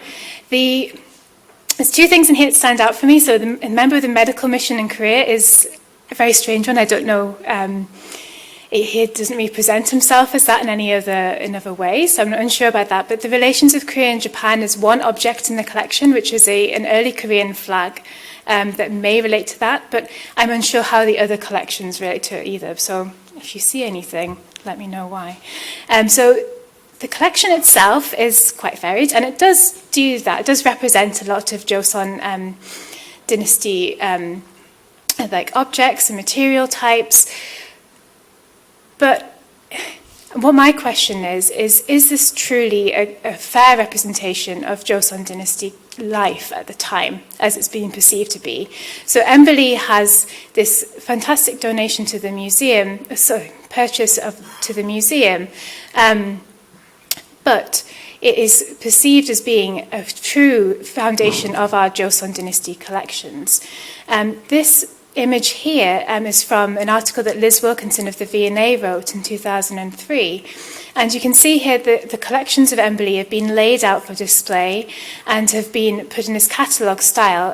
The National Museum of Scotland, we have these ceramics here from this image, and the rest, some of them you can see, I think these candlesticks are now in the British Museum from the presentation that Sangha just gave. But this shows that Emberley is selling his collection with a view of selling them to museums. So my perspective here is that he knew what museums were interested in buying, and he was bringing back to the country pieces that reflected what museums would be interested in purchasing and adding to their collections. So whether or not it is a true representation of life in late Joseon Korea, I have my doubts about, but it's important to interrogate the way in which the objects came in. Moving on to our Lieutenant Colonel Kenneth Dingwall collection.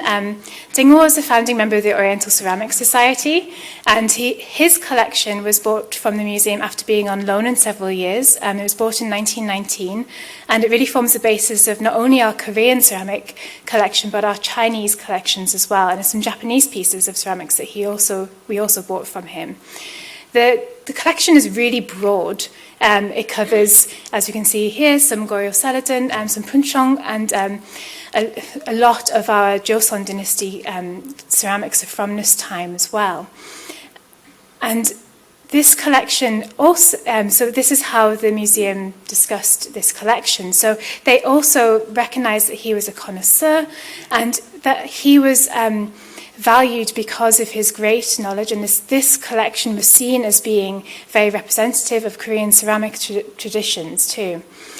But in this case, it was talked about in discussion of the value of the Chinese, unlike the previous collection, which was valued in relation to Japan, which is interesting too.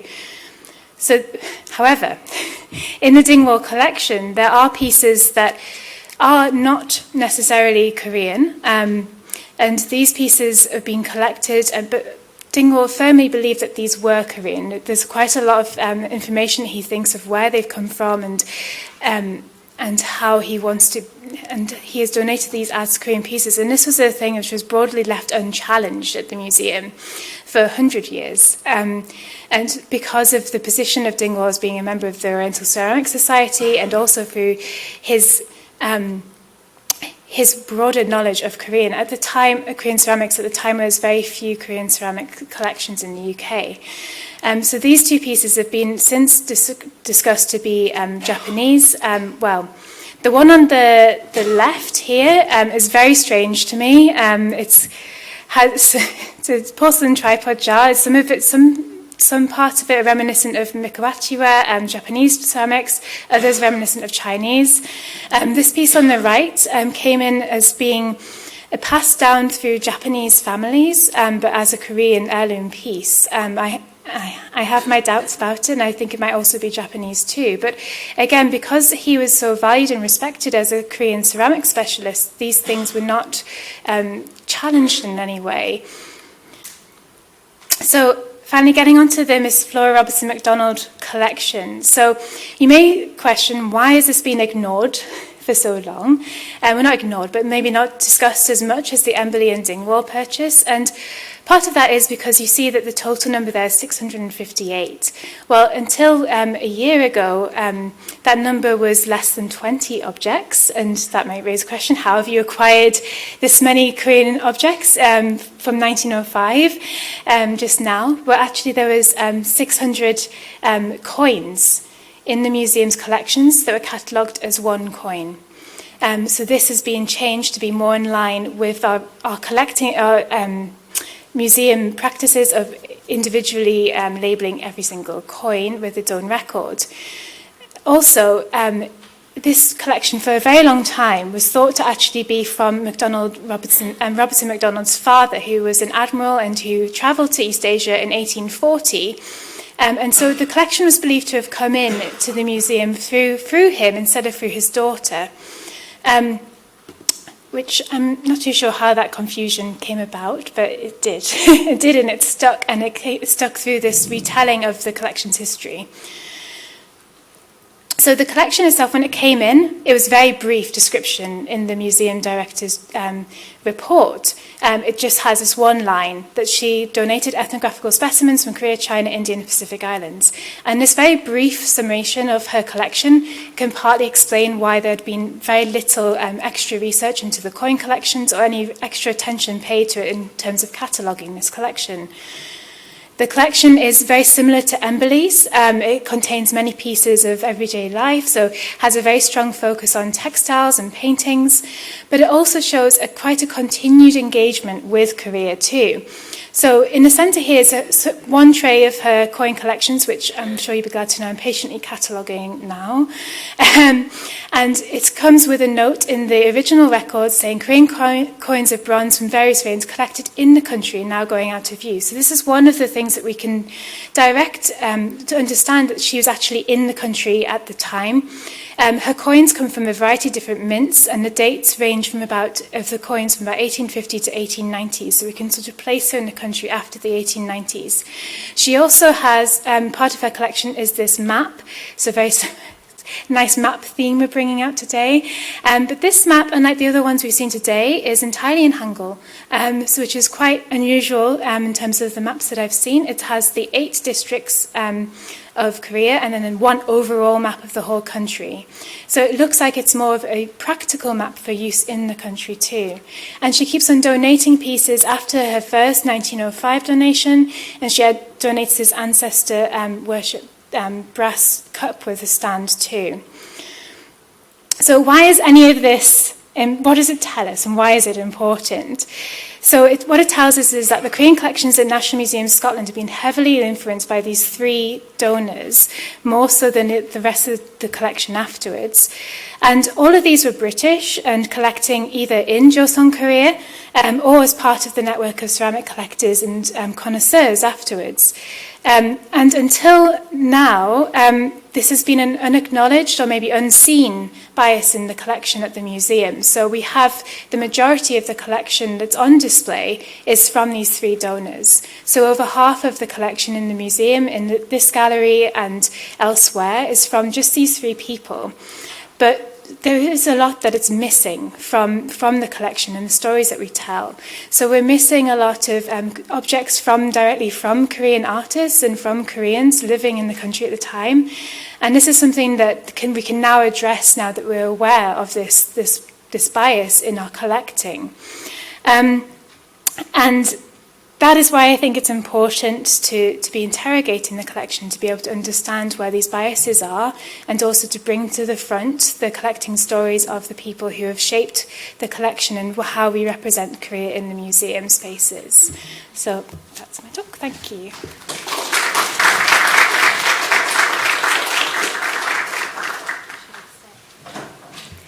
Thank you. If Lauren and Sanga could come to the panel seat. So we have about 10 minutes, but I think we're going to allocate 15 or so for questions. I'm sure you have some. Do we have mics ready? Yes, so any questions from the audience? Yes, Minyoung, over there, please.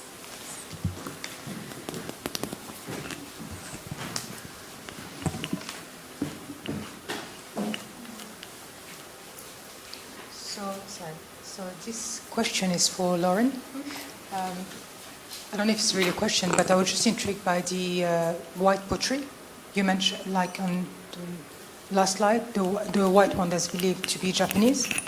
Sorry. I think it's this one yes. on the left.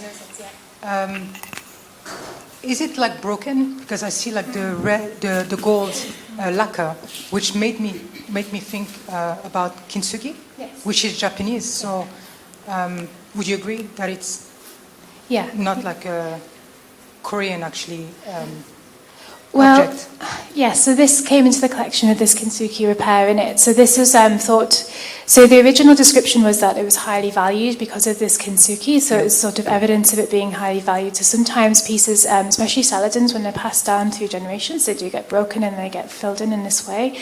But it was also a practice of antiques dealers to fill in some of the pieces. It's rare to see it on like white porcelain like this. You see it a lot on celadons, mainly because when they were excavated, they were smashed during the excavation of tombs, and so they were repaired in this style. You can apparently tell if it's been inlaid repaired either in UK or in Japan. I do not have the skills to tell that, unfortunately. This is something beyond my ability. But yes, so there's... The reasons why I think it's Japanese are really the moulded decoration on the outside is very unusual. It's highly elaborate, and the little heite creature at the top, the little animal, that is very similar to the Japanese mikarachi ware that you get too. So stylistically, it's very confused, but then the form is set. slightly more Chinese. The porcelain base is very similar to Chinese porcelain, so it's kind of all over the place. So I think it's one of those pieces that was sold as Korean because of the demand for Korean ceramics at the time. Right. Thank you. And yes, yes. Thank you so much for the nice talk. Maybe this question directed to Sang. So as a curator, as a Korean also, so I wonder, the museum serves the function to educate and preserve. However, there are so many things you wanted to showcase the history and the diversity about the Korean stuff, and how do you particularly take into account the distinct between the Chinese part? You want to show the unique needs of the Korean culture, and also how do you keep innovative in terms of the curating the stuff, which engaging with the younger generations to attract more people to go to the museum and to keep them educated and informed of the history and also the contemporary about the Korean culture. Thank you. Okay, thank you for the good question. So the first question about how to tell the distinctiveness of Korea is always my prior concern. Because the British Museum is, we represent world culture. So we try to have stories of each culture, and China has its own gallery, Korea has its own gallery, Japan also has its own gallery. So we have to have that two strategies. So one is to talk about the world culture, but at the same time we have to say what's unique about Korea. And my strategy is that first make people to get interested in something that is familiar to them, and then try to describe what is unique. So we'll see. I cannot think of any example. I must have many examples. And also try to explain the connection of Korea with other countries as well in the label. Also in terms of educating part, that's also very important mission of the museum. So we have some lots of good programs, and then that's overseen by the education department. So for example, we have tour for young people. Also we have that torchlight tour, so that at the nighttime people can, young kids come to the museum and sleep over. Also they have the light and then look into the object more closely. And then I know that they did that program last month, and the staff who is in charge of that program asked me if we have any interesting piece that they can include in the program. And then I recommended the monster face roof tile, because it was also around the Halloween, time. So that's how I try to engage people, because not many people have deep knowledge in Korea, and not many people are interested in Korea. Of course, these days, lots of people, because thanks to K-pop, lots of people got interested in Korea and then come to see the Korean gallery, but not always. Some people just wander around and then by accident came to Korean gallery and then, see the objects. And then my goal is to make them want to come again and then learn about other things next time. I hope that can be the answer. Thank you very much for the presentation. I really enjoyed. I have a question particularly for Sangha, because I really like your question about what's next. And I know that you have a good collections there. However, you also mentioned that you also continue to purchase some modern pieces. We know that every museum have their position, there are some Korean galleries in British Museum, Korean galleries in V&A, and then they all have different position. I'm just wondering whether there's a policy or direction, like how much proportion or percentage of a pre-modern objects you are going to keep, and how much are modern, and and then because of the positioning of the museum. Thank you. Thank you for the question. So that's really difficult because acquisition, sometimes it's different from what I wish and what's available in the market, right? And the chart that I showed you about the acquisition, you see in 1990s, it increased a lot. And Jane Portal bought a lot of 20th century, after 20th century pieces. I think one reason is that we had Korean gallery in 2000. We needed more objects to show in the gallery. And historical object is really difficult to find in the market. First, price, and it's very rare. Even though you find something, it's really pricey. Also, museum acquisition process always takes so long. You cannot bid in auction house. Practically, you cannot. And we are not that rich also. So that's why lots of Koreans also, turn their attention to contemporary or modern, which is more available. But it's not, we are not interested in like totally contemporary. Even though it's contemporary, it should have some story that can connect with traditional material or our existing objects. So it can make some links. And then even though it's contemporary, people can see the narrative beyond that. Also, it also tells a story that Korea is not stuck in the past. We are still going, still vibrant. So we don't have any strict rule, but because of considering all the circumstances, we focus more on contemporary.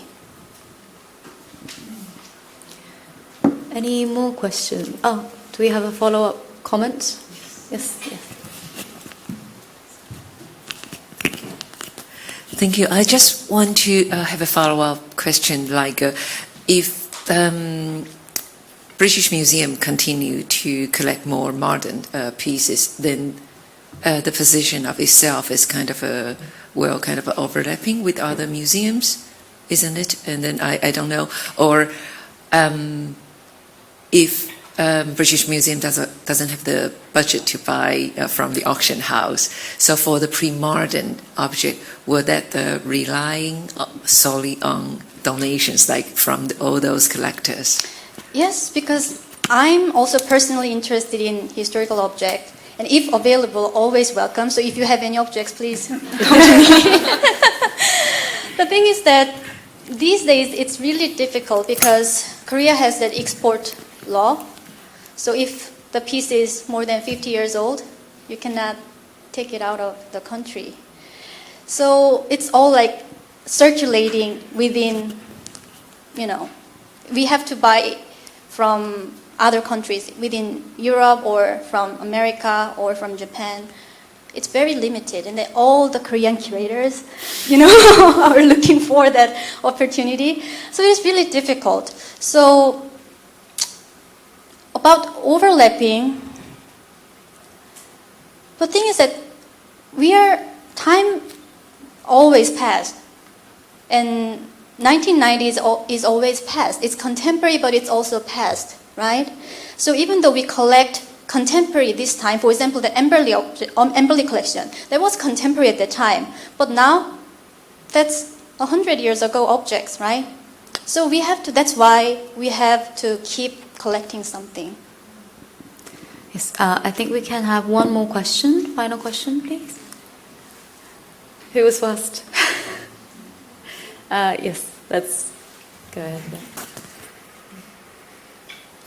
My question is if you have any view of how Korean shows, especially the period dramas, depict the Joseon era in terms of their set, their costumes, because that's how I got into Korean culture. So do you have any strong views of how they're depicting that period? Is it authentic? I have no way of telling.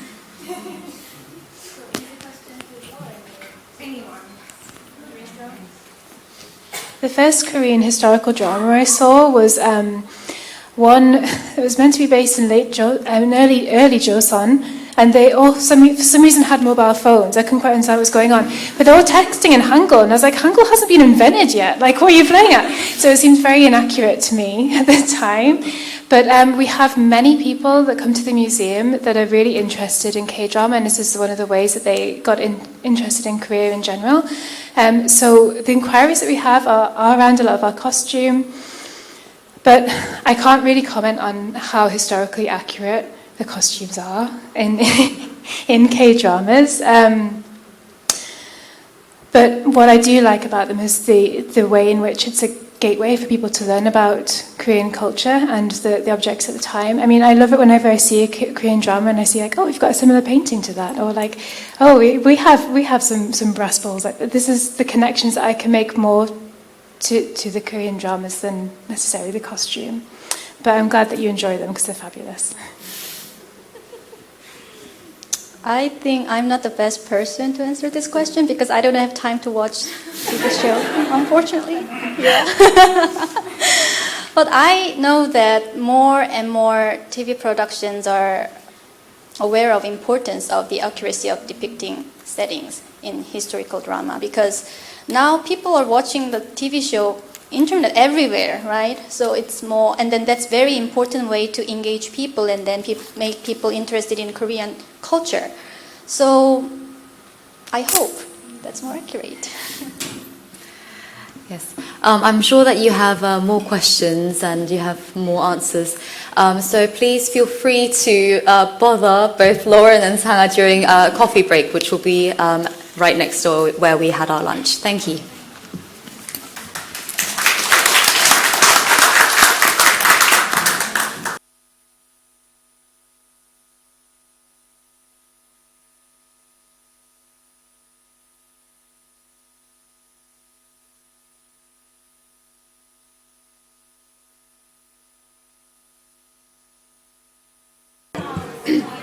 Right, let us get started. So, let us get started with the afternoon session, now final session in today's program. So, I am very pleased to welcome Erin Messenger and Gayatri Anand from the Royal Botanical Gardens in Kew. They are, as a team, they manage the collections management, documentation, and access of the economic botany collection, particularly with project partners and stakeholders. This also includes community outreach, learning and engagement, and facilitating research across several scientific and cultural disciplines. Erin is the collections manager for the economic botany collection, and Gayatri has been working at Kew Gardens for over 2 years in various roles within exhibitions, digitization, and collections management. I think I will hand over to you straight away. Oh, and just whilst you make your way to the podium, I also will mention to you a short course that has been organized by Beth McGillop. It is called Korean Ceramics Collection Histories. It's a specialist art short course run in association with the Oriental Ceramics Society between the 12th and the 15th of February in 2024. And on the table over there you have some flyers. And Beth, unfortunately, isn't able to be with us in the afternoon session, but she asked us to share this information with you and to encourage you to take some flyers. Right? So please do that. All right, let me hand over to you.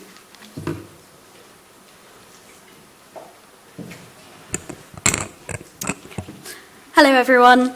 So I just wanted to say really why this presentation came about. So it actually stemmed from the research inquiry we had from Jess, who was looking at our Korean collections at Kew. Our roles are mostly practice-based, so it was a great opportunity to do a little bit more research into the collection. So in this paper, we're going to explore the history of the Korean collections at Kew, highlighting some objects, significant donors, and approaches to documentation. Throughout, we'll mention how the Korean collections intersect with our day-to-day roles in collections management. We'll also highlight a contemporary example of community engagement, and we'll end with a summary of reflections, so what worked well and what we need to improve on for the future. Sorry if you hear some ruffling of papers. So I'm just going to move on. Sorry. For those of you who haven't been before, I'm going to give a brief introduction to Kew Gardens. So Kew Gardens is situated in West London and was founded in 1840, which opened to the public 5 years later. The gardens were established to understand and protect plants and fungi for the well-being of people and the future life on Earth. Known for its glasshouses, gardens and collections such as the herbarium, which houses over 7 million specimens. However, it's less well known for its Museum of Economic Botany, or as it's known today, the Economic Botany Collection, which was founded in 1847, just 2 years after the gardens opened to the public. So you may hear us refer to the collection as the EBC, just because, like NMS, it's very long to say.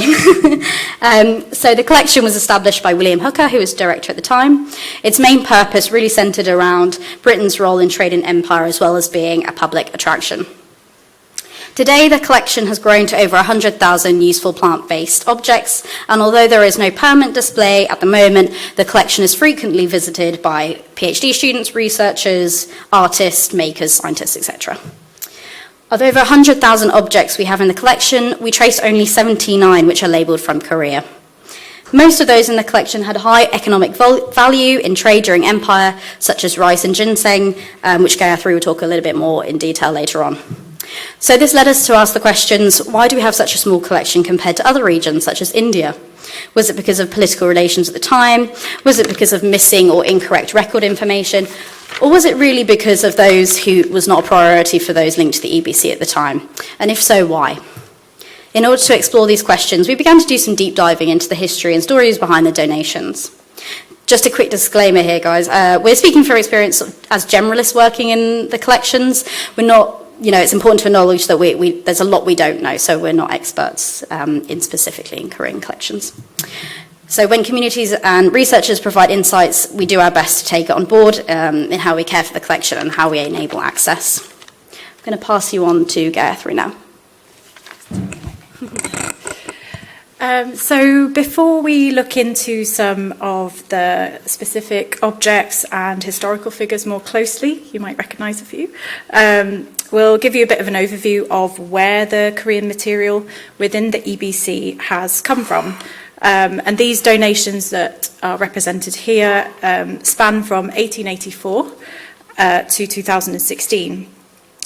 And we have the individual donors, so you can see Waters and Carls, who've been mentioned earlier, and they made the largest individual donations. So the numbers in the brackets there, that's the number of objects. And Erin and I will expand a little bit more about them as well. We also have members of Kew staff, and it's just worth mentioning that sometimes the staff at Kew might be linked to external organisations or individuals as well. For example, we found correspondence between an F.L. Squibbs, who worked at Kew, and Symington & Co., who had donated beans to the collection. And just a little fact that we found out is that originally Symington & Co. had a soup factory, but this company still does exist today, and they actually own brands that you might have heard of, like Mugshot and Chicken Tonight. And due to the economic focus of the collection in the 1800s, we have some material as well from institutions such as the Royal Pharmaceutical Society, and this is quite a significant sub-collection within the Economic Botany collection, and it's distributed throughout the collection. And this came to us in the 1980s. And Erin will speak a little bit later on about a significant community group visit that we had from the Korean Kite Flyers Association in 2016. But now I'm just going to speak a little bit about another significant donation of 13 objects from the Japan-British exhibition of 1910. So within the Economic Botany collection, we actually have a lot of material that has come in through these big international exhibitions or world fairs. And when these large exhibitions would have ended, the displays would then be distributed to other institutions such as museums, including Kew. And because of that, what we found was that there are volumes of reports referencing this particular exhibition in Kew's library collections. And just to give you an idea of its scale, you can see a map there, also detailing the building with the Korean collections. And the exhibition took place in White City in West London. It featured a huge range of exhibits, pretty much anything you can think of. And the themes include history, fine art, various industries and technologies from Britain and Japan. And in those reports, there's lots of evidence that there are attempts to strengthen this relationship between the two countries. So, for instance, King George V visited with his family whilst the exhibition was open. The main purpose of the exhibition was to showcase and promote the strength of the relationship between Britain and Japan, which you can probably see from that quote there. The Commissioner General talks about Japan being the Empire of the East and Britain being the Empire of the West, which you can read in detail. But there was a bit of a spoiler here that apparently the exhibition wasn't that well received by the Japanese as well. They weren't particularly happy with the narratives that were represented. And the official guide from Kew's library also speaks of Japan's influence on Korea. To quote within the visitor guide, she has awakened Korea out of her long sleep and improved the country and condition of her people. So you can see a photograph there of the Korean display, which was in a building called the Palace of the Orient. And it's worth noting that Japan annexed Korea, as Charlotte said before, in August of 1910, which was actually halfway through this exhibition. And the exhibits were shown under the Residency General of Japan in Korea. The exhibition displayed various agricultural products, ceramics, metalwork, weaponry, things we've heard about today. And it also featured a model of Korea that is actually, I'm not sure if you'll be able to read that, but that's in the sign in the photograph there. And also used dioramas as actually figures in that photograph along the outside. It's not very clear. And the Korean pavilions at the international exhibitions, such as this one, also put Korean architecture onto the Western stage as well, establishing more of an awareness and circulation of Korean design in the West. Out of the 70 Korean objects that were on display in this exhibition, the Economic Botany collection has at least 13 that are in the collection today, which are listed over there. So that includes woods, ginseng roots and seeds, cigars, rami fibre, and tobacco leaf, which Erin actually digitised fairly recently. That's represented there, and it's got a label from the exhibition as well. And we think that it's very likely that these objects would have been part of the agricultural section of the display. And the reports discuss, as such, the growing trade of rice and ginseng. And particularly what I noticed was the monetary values and description of, the space designated for agriculture in terms of acres, and this definitely reflects the colonial interests and the power dynamics between the different countries, which we think, as you've probably seen as a common theme throughout, has an influence on the amount of material linked to Korea, especially for the Economic Botany collection. You might recognise this person, which is William Richard Carles. He was a British diplomat and also a keen botanist. He studied in Marlborough College and travelled to China straight after school, around the age of 18 or 19, where he entered the consular service. I think you could probably skim over some of this, but he was the British Vice Consul of Korea between 1884 and 1885, at the same time as William George Aston. And as you've probably heard today, this was quite a significant time in the collecting of material from Korea, as it had just opened to the West. And we have quite a few big donations around this time until 1888. And based on the rich literature, again, we found that what we found was 1886 seemed to be a key turning point for this. And the picture of Carl's, you can see there, that was from actually the Brother Anthony website who was mentioned earlier. He donated seeds, which are pictured there, and that would be the plant is known as Chinese or Japanese indigo, and you can also see herbarium specimens. So those are the pressed plants that are pictured, and Carl's had actually provided a lot of specimens to Kew, to the herbarium collection, which is a separate collection from the economic botany collection, and it showed he collected in Taiwan, China, Hong Kong, and of course Korea, which are the ones that are pictured. And the Korean spicebush viburnum was named after him, which is the plant that's pictured at the top, and it's the leftmost, the largest specimen there.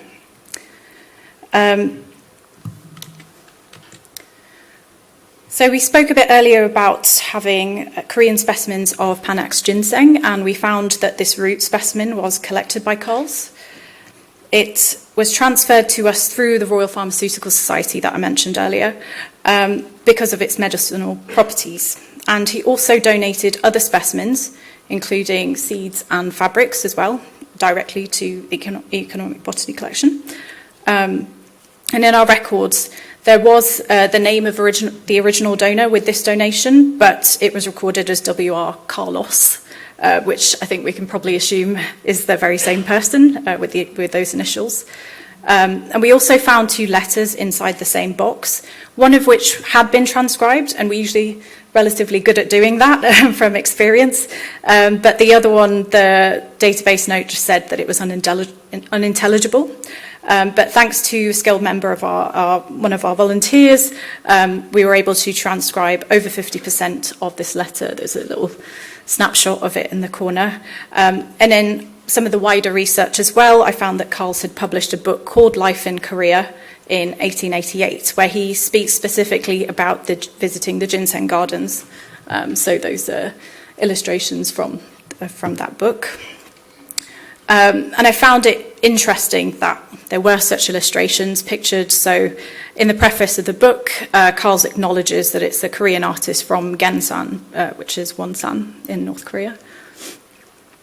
And just from a sort of practice, our day-to-day work relating to contrasting that to the experience of researching the collection, these personal accounts of Carl's, which included illustrations and anecdotes, really added another layer of depth to this project.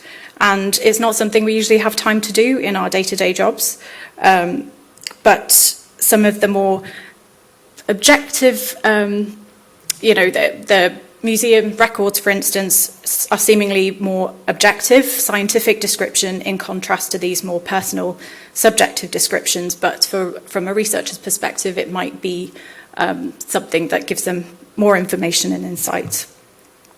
And also, similarly to the Japan-British exhibition, what really struck me about this was how often the monetary value was mentioned. So again, this is only 2 or 3 pages where he's talking about the ginseng gardens, but Carl's observation, where he talks about the ginseng production, but even within that, he's talking about the financial value within this trip that he talks about.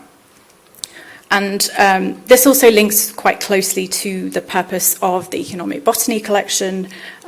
Quite often on tours, Erin and I will say that economic didn't used to mean financial in the same way it meant useful.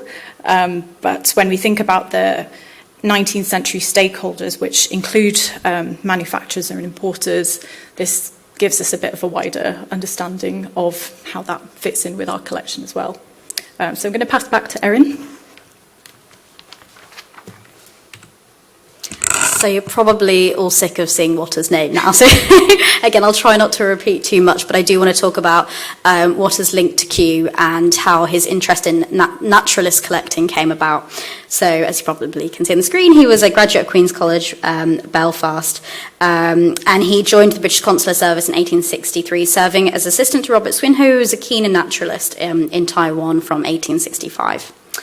So Waters was tasked with translation and procurement of natural history specimens, including bird specimens, while working with Swinhoe. He was rewarded with this work for naming of Waters' skylark in 1971. But after Swinhoe left Taiwan under the appointment of Chinese consulate, Waters was left in charge of the Takao and Taiwan Fu consulates as acting consul. He spent considerable time travelling between the two locations, which you can see on the map on the right there. So during his life, Waters was posted to various stations under the Chinese consular service, serving as acting consul general in Seoul, Korea in 1887 to 1888, as we've heard earlier. So this was shortly after diplomatic relations had been firmly established between Britain and Korea. So Waters was the second consular officer stationed there, potentially following the footsteps of Aston and Carles. As an official in China and acting consul in Seoul, Waters continued his collecting activities and acquired a number of objects from both countries. After returning to England in 1888, Waters donated many of these objects to British museums, including the Museum of Economic Botany, Kew. So to the EBC, Waters was the single largest donator of Korean objects, with around 24 objects being retained at Kew. Waters' connection to Kew may have stemmed through Henry Hants, botanist and British diplomat, when he acted as his plant collector during his time in the British Consular Service. Hants was responsible for first considering an Ichang plant to be the wild form of Primula sinensis. The specimen he determined was collected by Thomas Waters in 1879, and the identification appeared in a Hants paper in 1880. We asked our colleague Alice Moore, who works in the herbarium, to trace this, but sadly had no luck. He also had a plant specimen named after him as well. Upon his return to England in 1888, Kew received fans, paper samples, bamboo items, and links of fibre cloths from Waters, in which some were retained and some were sent to Pitt Rivers Museum, Oxford, and the British Ethnography Department, part of the British Museum. So by complete coincidence, we received an inquiry completely separate to this project from the Pitt Rivers Museum about the collection accession records, or our entry books, in which page on the right is shown there. All of these entry books are digitised and transcribed. However, there remain some gaps, particularly in our deaccession records, and this proved to be the largest challenge during the research project. While we have exit books for large donations that have left the collection since 1847, around the 1960s there was a large, substantial deaccessioning. We know which institutions were involved, and that included the Pitt Rivers Museum, British Museum, Horniman. However, some are better recorded than others. On the right is an extract from the 1888 records, which scribbled in red are notes of deaccessions to different institutions. Hopefully you can see that in the corner there. Note the cuffs and split rattan, which were sent to the British Museum in 1960 and are shown in the online database here. When finding gaps in the Pitt Rivers deaccessioning, we were left wondering if these objects were donated immediately by Waters when he returned in 1888, or had they all gone on the mass deaccessioning in the 1960s. We found that 10 objects were donated to the Pitt Rivers Museum in 1888 upon Waters' immediate return to England. However, one was transferred during our large deaccessioning in 1961. Part of the reason we were getting stuck during our search was that Waters' name was not associated with the 1961 transference. This was a great outcome of collaborating across institutions to mutually benefit the development of record information and add a greater understanding to the provenance of the Korean collections in our institutions. So I just want to highlight one of the objects in the collection, as it's the oldest recorded Korean kite. This 137-year-old kite from Seoul was presented to Waters in 1886 when he was summoned by King Jo-young as British Consul General to Korea, just before returning to England. When working on its conservation, a Korean artisan who makes traditional kites suggested that the kite may have been a gift, since it has no holes for flying strings and is also not a suitable size to be flown. According to literature in Eastern history, Han Xin, famous retainer at the founding of the Han Dynasty in China, began to use kites for war. There's evidence for this during the Selia dynasty, who made kites to defeat the rebel army, as well as for long-distance communication. Although kite flying in Korea was mainly used for war, they were also used for Korean folk games. So this meaning of kite flying really shifted to social morals and customs instead of as an object of war. In the Joseon dynasty, the king enjoyed flying kites, so he recommended his subjects did the same. Kites were flown on the 15th day of the new year according to the lunar calendar, and when people flew their kites, they usually cut the strings so they would fly away, believing so would remove bad luck and bring good luck. This kite in specifically is made of hanji, a traditional Korean dak paper, with 5 bamboo sticks and has 2 different colours, a non-dyed cream and a red made from the natural dye samok, a reddish tree.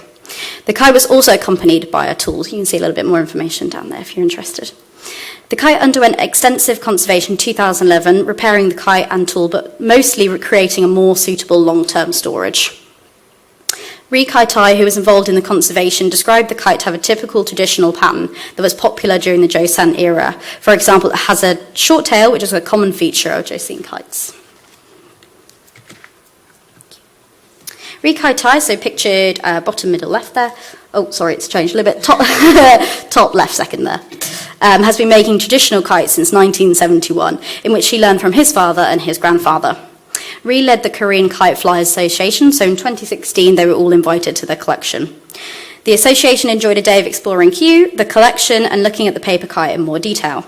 This was closely followed by the very generous donation of 17 contemporary kites. Overall, the gifts were a beautiful and valuable addition to the collection, as it means the collection now includes 19th and 21st century examples of Korean kites. This is an important resource for researchers, kite flyers, makers, artists who are interested in this tradition. We hope to get more community engagement outreach through projects such as these in the future. These kites not only ensure the preservation and conservation of traditional crafts and historical social practices, but they also celebrate it and bring to the forefront the wonderful skills and knowledge of Korean makers. Having detailed conservation object records on the history and making of these kites supports the passing down of these practices through generations. So just going to summarise here what we have looked at. So we want to reflect on some key areas. What have we learned? What are we doing well and how can it be improved? What were some of the challenges and what are we looking to do in the future? Undertaking this research helped put ourselves in the shoes of the researchers and stakeholders that we work with and how they access their collection. It highlighted the importance of initiatives that we're currently involved in, particularly around digitisation, transcription and adding layers of information to the object records. So we're almost at the end, and we just wanted to talk about what we might be doing quite well. And one thing we want to just acknowledge is sometimes there are little wins in these processes. For example, we talked about the letter that was related to the ginseng specimen, and it was quite obvious to us that this was one of those problems that someone had saved somebody else to deal with. But thanks to the EBC volunteer, Mary Waldock, who has been helping us across another project as well, this information is now much more accessible for anyone who encounters a collection in the future. Mary is involved in a much bigger transcription project, working with the EBC's museum entry books that Erin mentioned earlier. And they have all been digitised, which is a big achievement, and they are publicly available. So that's the link at the top, Biodiversity Library, which is where you can find them. And we are also in the process of transcribing them. I believe we're really near the end, they just need to be uploaded.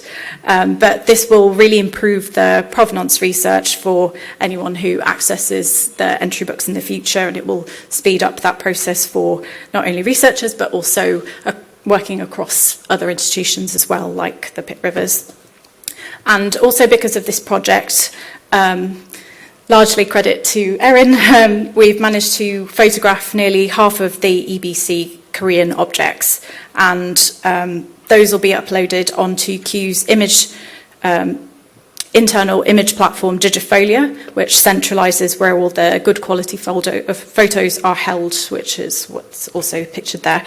And this is in preparation for a big upgrade that we're doing to our internal collections management systems, which is called EarthCape, and that's a big part of my role, and we're in the process of undertaking that transition. So, and we just can't stress enough the importance of how much information there are in pictures as well.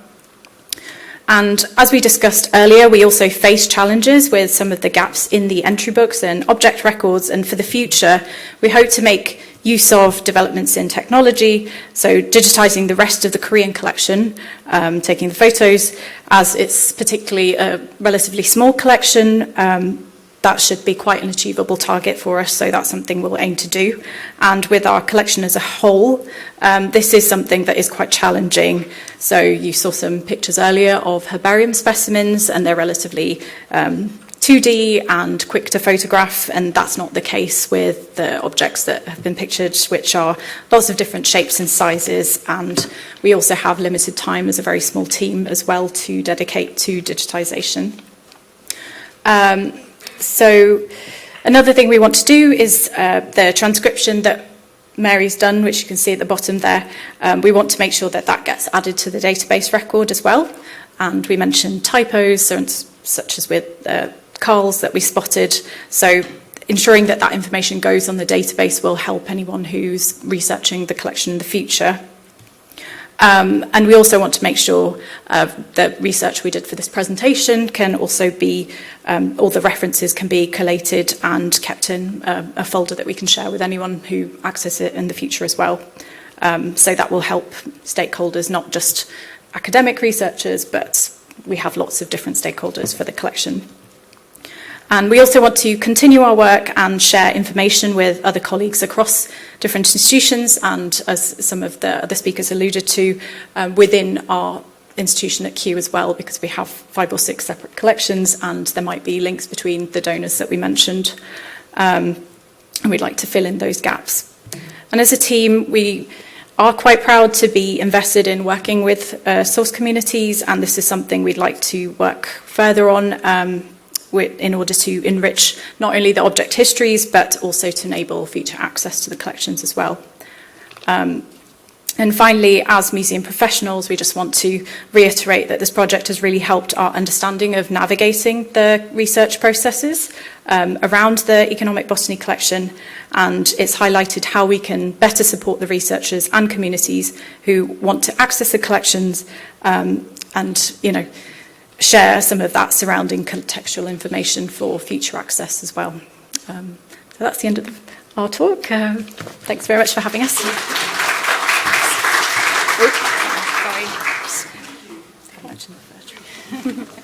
Thank you. That's all right. Yeah, there's a nice first specimen there, if anyone's interested. It's the little Christmas edition. Oh, very nice. Thank you very much for that. We are so pleased to have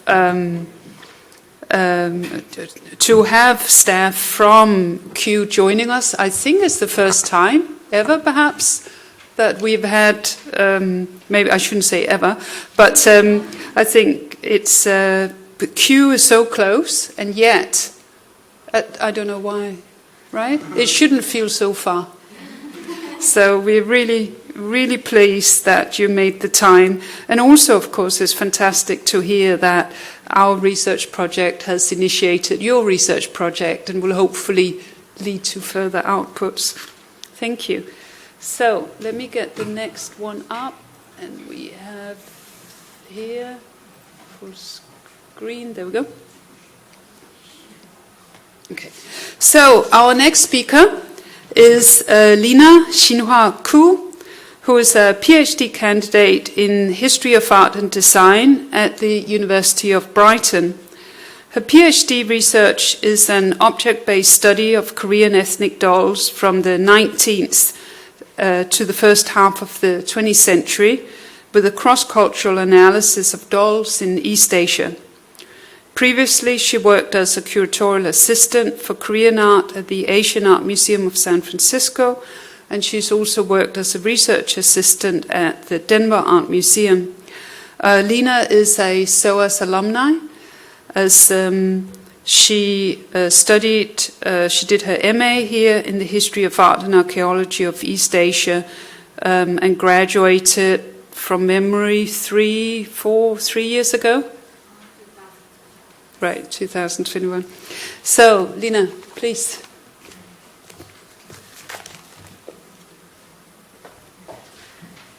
Thank you very much for the introduction, and thank you, Charlotte and Jess, for inviting me here today. Today I will talk about Korean dolls at the Pitt Rivers Museum at the University of Oxford, which were collected by Lady Annie Ho Jordan, whose husband, Sir John Newell Jordan, was a British diplomat. Attention, thank you.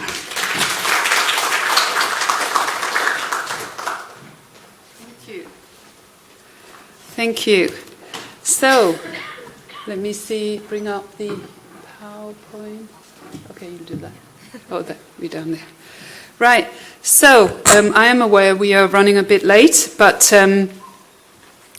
it's a great pleasure to introduce our final speaker, whom, as you know, is also the key organizer of today's workshop. So, Dr. Sun is a postdoctoral researcher for this SOAS-OKCHF research project titled The Korean Art Collecting Activities of British Diplomats, Businessmen and Missionaries, 1880 to 1930. Her doctoral dissertation, titled Visual Representations of the Korean Nation-State, 1880s to 1910s, explored the role of key visual imagery in defining and representing the various ideas of the state, nation, and nation-state at the turn of the 20th century. As she's also worked as a researcher for another research project funded by the ESRC that I received last year that focused on soft power, art and soft power in the UK and South Korea. So, without further ado, I will leave over to you. And then at the end, we will have around 10 to 15 minutes Q&A time. So please do keep your questions in mind. Thank you. Thank you so much for staying with us for the whole day. I know it's a long and very busy day for you all. And also thank you to Charlotte, who has made all of this possible, and to all of our presenters who took out their time today to present their presentations. So we are running a little bit late, but to my delight, all of our presenters kind of mentioned the things that I was going to mention. So we will move along quite quickly. So instead of kind of repeating myself over all the collectors and the details of their collections, I would like to focus on our actual project that we're doing and basically explain to you why we invited these specific presenters for this workshop today. So our project, as Charlotte mentioned, was a 12-month project that was funded by the Overseas Korean Cultural Heritage Foundation, and it was essentially a provenance research based on Korean collections in UK institutions.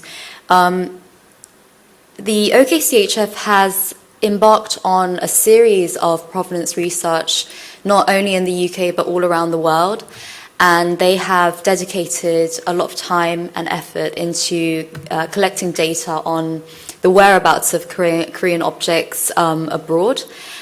So Charlotte and I both agreed that it would be more constructive to embark on a more thematic approach rather than a total survey of the actual quantity of material.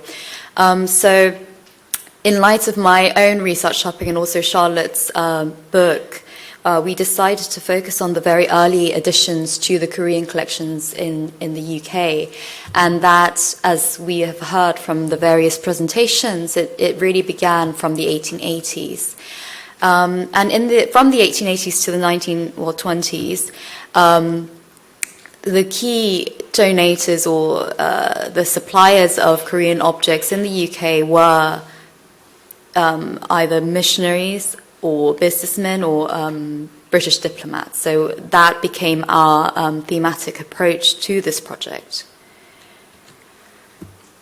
So What we came up with in the beginning of our project was, why do we need to pay attention to the very early additions to Korean collections in the UK? As you have repeatedly heard in our previous presentations, the Korean collections are relatively few, especially compared to other East Asian collections like China or Japan. And many of the objects that are in the collections are also very ethnographical, so they are not precisely what we consider to be fine arts, right? And so I guess in the area of research, this may not immediately seem as a very interesting area of study, but we thought that it is very meaningful because the initial collection of these materials really paints a very vivid picture about UK interests in Korea, both diplomatic and economic and cultural, but also the approach that British and American individuals had in approaching Korean cultural objects and also collecting them and transferring them within these different institutions across the UK.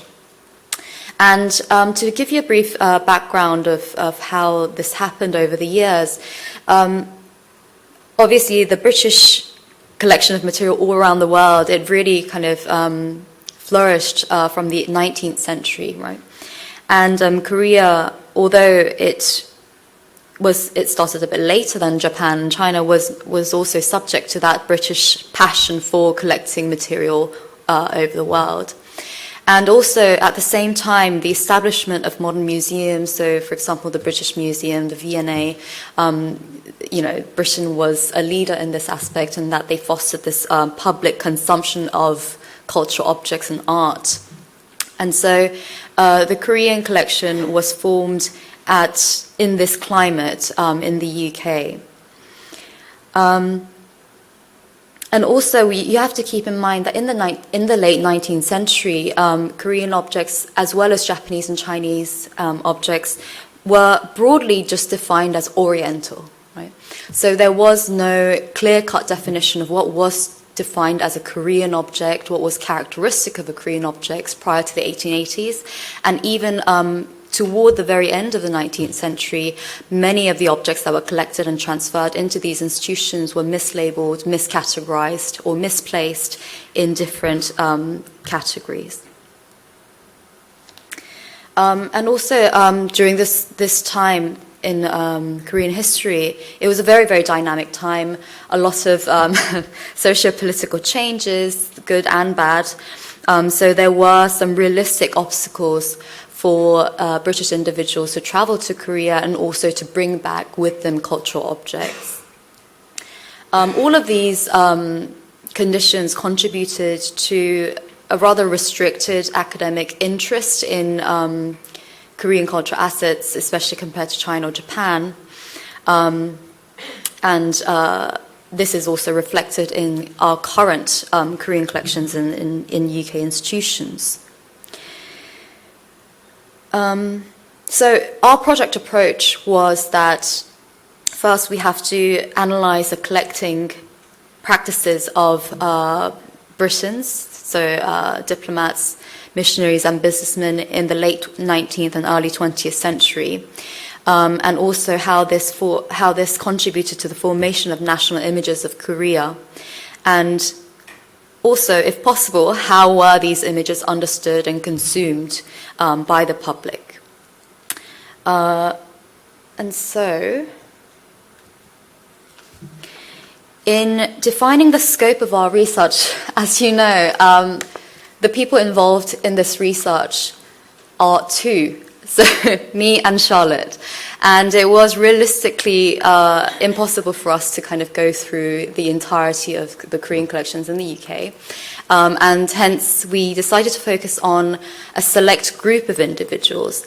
And we consciously decided to pick this subgroup 2A because they were relatively understudied. So group 1 consisted of the big names, right, in major East Asian collections. They have all been catalogued very, very well, photographed well, studied to an extent. And then group 2 is mainly consisted of people who had direct contact with Korea in the process of collecting their collections.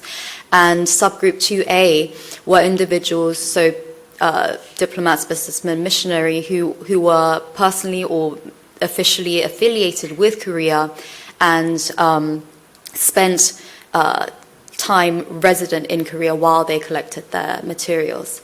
2B, on the other hand, would be sporadic visits, so individuals who are connoisseurs in art in general or specific types of material that would visit Korea to collect, for example, ceramics or paintings and so forth. And 2A, this subgroup of diplomats, missionaries, and businessmen are particularly useful for understanding the socio-political context of the material themselves. But also they have some limitations because they are not professionals. They don't have a professional eye to deciphering which has a more esteemed value in terms of aesthetics or the quality of artistic value. So these are some of the drawbacks of the quality of their collections. But as I will get to in the later part of my presentation, these specific qualities of not being experts also contributes to the formation of national image of Korea, especially in the early periods. I promise I'm not going to go through all of this, but I just wanted to explain to you. So all of our presenters did mention that some of their very earliest collections in their own institutions really began from the very early 1880s. And as you may know, Korea and the UK, they signed the official treaty in 1883. So this year is the 140th anniversary of that signing, right? But even before then, Britons actually had unofficial contact with Chosun, and there was some interest in Korea due to the rivalry between the UK and Russia at that point, and also the again rivalries, but more specifically discrepancies on UK and US tariffs as they were competing to kind of sign treaties with these non-Western nations. And so that sparked British interest in Korea initially. And also there were very, very few but meaningful businessmen who were active. So, for example, these businesses who wanted to kind of look into the potential of Korea for shipbuilding businesses. They kind of slightly ventured into Korea, but then quickly rescinded. And then a big influence that was played into Korea and UK relations in the 19th century was this inconsistent British approach to Korean independence, especially in the 1890s when Korea was trying to assert its independence from China. And because of British ties with China, they were quite inconsistent. So externally and officially, they did support independence of Korea, and hence they signed the treaty. But more substantial investment in Korea did not come because of the sensitivity to the issue of independence. And after the signing of the 1883 Chosun-UK Treaty, contact significantly increased between Britons and Koreans. So these key individuals like Harry Parkes, Aston and Hillier and Maud, they all entered Korea at this time when the treaty was signed. But then again, from toward the 1890s, British interest quickly kind of dwindled, mostly because British-Russian rivalry kind of decreased, and hence there was no particular interest in investing in Korea. In the 1890s, many more foreign nationals, including Britons, entered Korea, and travelers, like the famous travelers like Isabella Bird Bishop, all visited Korea for different purposes. But this was when the Western public, the wider public, really got properly introduced to Korea, and hence the acquisition of Korean objects in UK institutions as well. During the 1880s and toward the very beginning decade of the 1900s, missionaries actually became increasingly important, especially as political tension really rose. Yes. So because they're colonies, British ministry. Oh, sorry. Yes. Yes. Thank you. Thank you for your correction. Yes. So missionaries basically were much more active because it became harder for diplomats and businessmen to continue their engagement in Korea.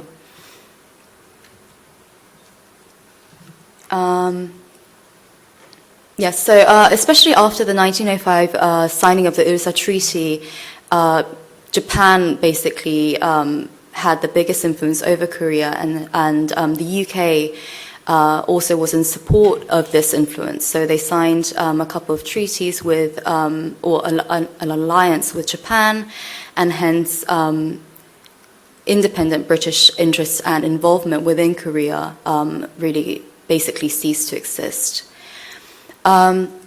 Nevertheless, individuals' activities and collecting activities continued until or toward annexation.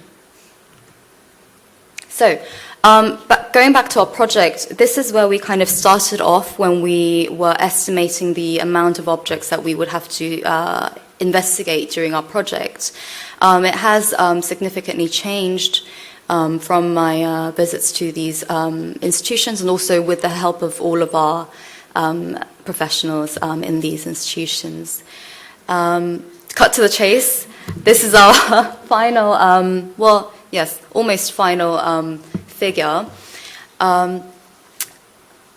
If you compare it, we have added on a few more collectors during the process of this project. And we have ended up with about 170 more objects than we had expected. But keep in mind, this is also due to some discrepancies in numbering of items, especially in libraries, where volumes tend to be counted in different systems. Yes, so I'm just going to browse through the institutions because we've heard so much more detailed explanations from our curators and librarians. So the British Museum, as you will know, is the largest institution. It has the most amount of collectors who are studied in our project as donors or of the Korean objects. And of course, the British Museum had this global reputation as the museum at the end of the 19th century. And these individuals, these collectors, were naturally very motivated to bequeath or sell or to donate their collections to the museum because it did offer them this extra sense of reputation and association with the museum. And so the British Library, of course, was at that point a part of the British Museum. And in 1973, they were separated as a separate library. And in their collection, Waters, Stripling, Harbour, and Campbell have objects there. And of course, there are, as I mentioned, there are some discrepancies in terms of the numbering of objects because of binding. So original volumes that were purchased in Korea were bound by these British individuals in Western format. And sometimes they would kind of bind 4, 5 volumes in one piece and count them as one. So these are some issues that we are still faced with today, and different libraries have different systems of cataloguing these items. The Victoria and Albert Museum also enjoyed a very high prestige among collectors and donors, and as you may know, Waters and Smith, they also were happy to donate or sell their items to the institution. what is interesting is that from the correspondence with the V&A curator at the time, you can kind of witness this kind of desire for collectors to basically keep their collections in one piece. So if they were to be given the option of keeping their collection under their own name as a complete collection, they were more willing to do that. But at the same time, museums, even today, like today, have their own budgets, and as national institutions, they have to justify all of their spendings. And in most cases, they were not able to contain all of the collections in their entirety. What I noticed was that this reluctance or the inability to spend money on purchasing objects tend to be stronger in less popular collections. And I think Korea at this time, although in the 1880s was a novelty and museums were very passionate on collecting as many items as they could to represent Korea in their institutions, I think museums were less happy to take on multiple items of ethnographic objects. So I think they preferred ceramics, they preferred paintings, they preferred embroidered paintings, things that could be perceived as conventional art rather than, for example, hats, shoes, and clothing. But in the 1880s and 90s, they did acquire a significant number of objects, but later on relinquished a lot of the objects. The Cambridge University Library, during the course of our project, from the help of Sylvie, we also discovered, we ran into the news that this stamp on the right was a Lucy Neville stamp, and this had been previously catalogued as part of the Thomas Wade collection through surveys that the OKCHF had done in the past. I think it was in 2014. But now, thankfully, we are set to correct that information, and it's a very exciting new aspect of the Korean collections at the Cambridge University Library. The Pitt Rivers Museum, as we briefly talked about with Nina as well, it was initially part of a private collection and was donated to the Oxford University. And as I also commented in our morning session, this individual was very keen on collecting weaponry. So I guess in the Pitt Rivers you can see a lot more arrows, bows, and spears. But as in the case of other institutions, they tend to be very ethnographical materials and crafts that we're looking at. The Royal Botanical Gardens, they have plant specimens, and what is interesting is that the Kew is actually very, very expressive of this British interest or British attitude when it came to expanding their intellectual territories, I guess, into the world. And this encyclopedic approach, I think, is a very correct way of phrasing it. It didn't just apply to botany, but also cultural material as well. And this approach, I think, lasted for a very, very long time until fine arts or painting and ceramics really got the attention in the 20th century. The Bodleian Library has Trollope's collections, and it's very representative of the typical type of books that missionaries would collect. So it's a mixture of Christian books printed in Korean, and Confucian texts, government documents, and books on history, geography, law, and also the famous scroll of the funeral procession. Also, they have papers of the United Society for the Propagation of the Gospel that I think warrants further investigation, because I think they contain a lot of correspondence and photography that may be of interest for anyone who studies collecting activities. The Fitzwilliam, I think is very well known for the Compart's Celadon collection. Reverend Stanley Smith has 14 of his objects, of which 4 are direct donations by him. The other were donated after his death by his family members. And 2 objects, actually, interestingly, forms part of the Compart's collection. So the Compart's basically purchased 2 of his items through private dealers many years after his death, and they ended up at the Fitzwilliam Museum. So I think this kind of interplay between these individuals, institutions, and also private dealers and art markets should also be investigated in the future.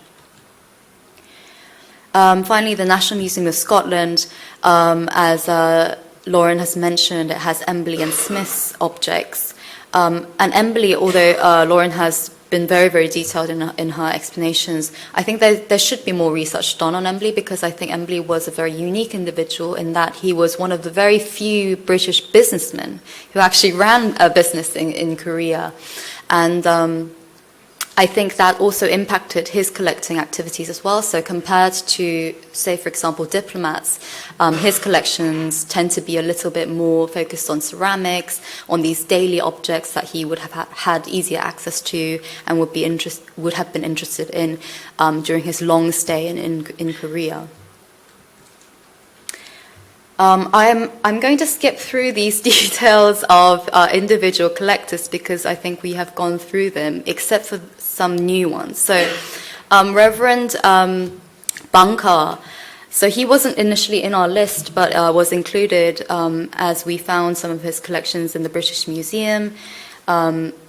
He had a number of fans in his collections, and as a missionary, his collections also resemble a lot of the other collectors that were studied in our project. And Lucy Neville, of course, as Sylvie mentioned, was a new development in our projects, and we will include all of these in our final report to the OKCHF. Yes, so to conclude, what we saw as commonalities during this research project was that a lot of these early collections from diplomats, missionaries, and businessmen tend to be very ethnological.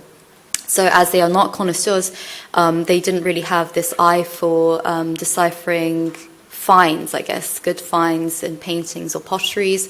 And so these are the typical objects that they would collect. There aren't that many discrepancies regarding each individuals, but I observed that diplomats tend to be more focused on books. So naturally, they are interested in deciphering Korean history and geography, and and linguistics as well. So these collections, they represented Korea and Korean life. And they also were collected in order to differentiate Korea from China and Japan. I think this was a very important point because even for the museums, they were much more motivated to buy objects that they hadn't seen in Chinese collections or Japanese collections, something that was unique to the Korean collections. And I think this was a selling point for these collectors. So they were aware that they needed to collect things that were unique to Korea. And also beauty and rarity, as in all collections, were considered, especially in books as well, because printing obviously was very limited in Korea at the end of the 19th century. This is the final minute. So, in many ways, these ethnographic collections and deliberate choices in the collection of Korean objects at the end of the 19th century and early 20th century really testify for the contemporary British or Western expectations of Korea and its image. And sometimes they tend to be different from Chinese and Japanese. While they would expect more extravagant beauty from Chinese objects and more refined, quiet beauty in Japanese objects, I think even toward the very end of the 19th century, Korea was regarded as having close to no art in itself. Hence this kind of lack of interest in paintings or sculptures or ceramics. And also, the fact that they are lacking in number, I think, speaks volumes as well. So we call it yabegemi, which isn't normally used in this context, but it's about finding meaning or beauty in the absence of things. And I think the fact that the Korean collection is smaller in size and also kind of limited to these ethnographic materials at the turn of the 20th century, it has significant implications to the British understandings and expectations of Korea. So, yes, our next steps are as follows, but we will be very, very dependent on the continued support and cooperation of our colleagues in the 9 institutions. And so next year, I think Charlotte and I are planning to apply for a continued project that will look at some individuals who have not been studied, and also the Horniman Museum, I think, was mentioned today as well. We are planning to possibly investigate Korean collections in those institutions. Thank you.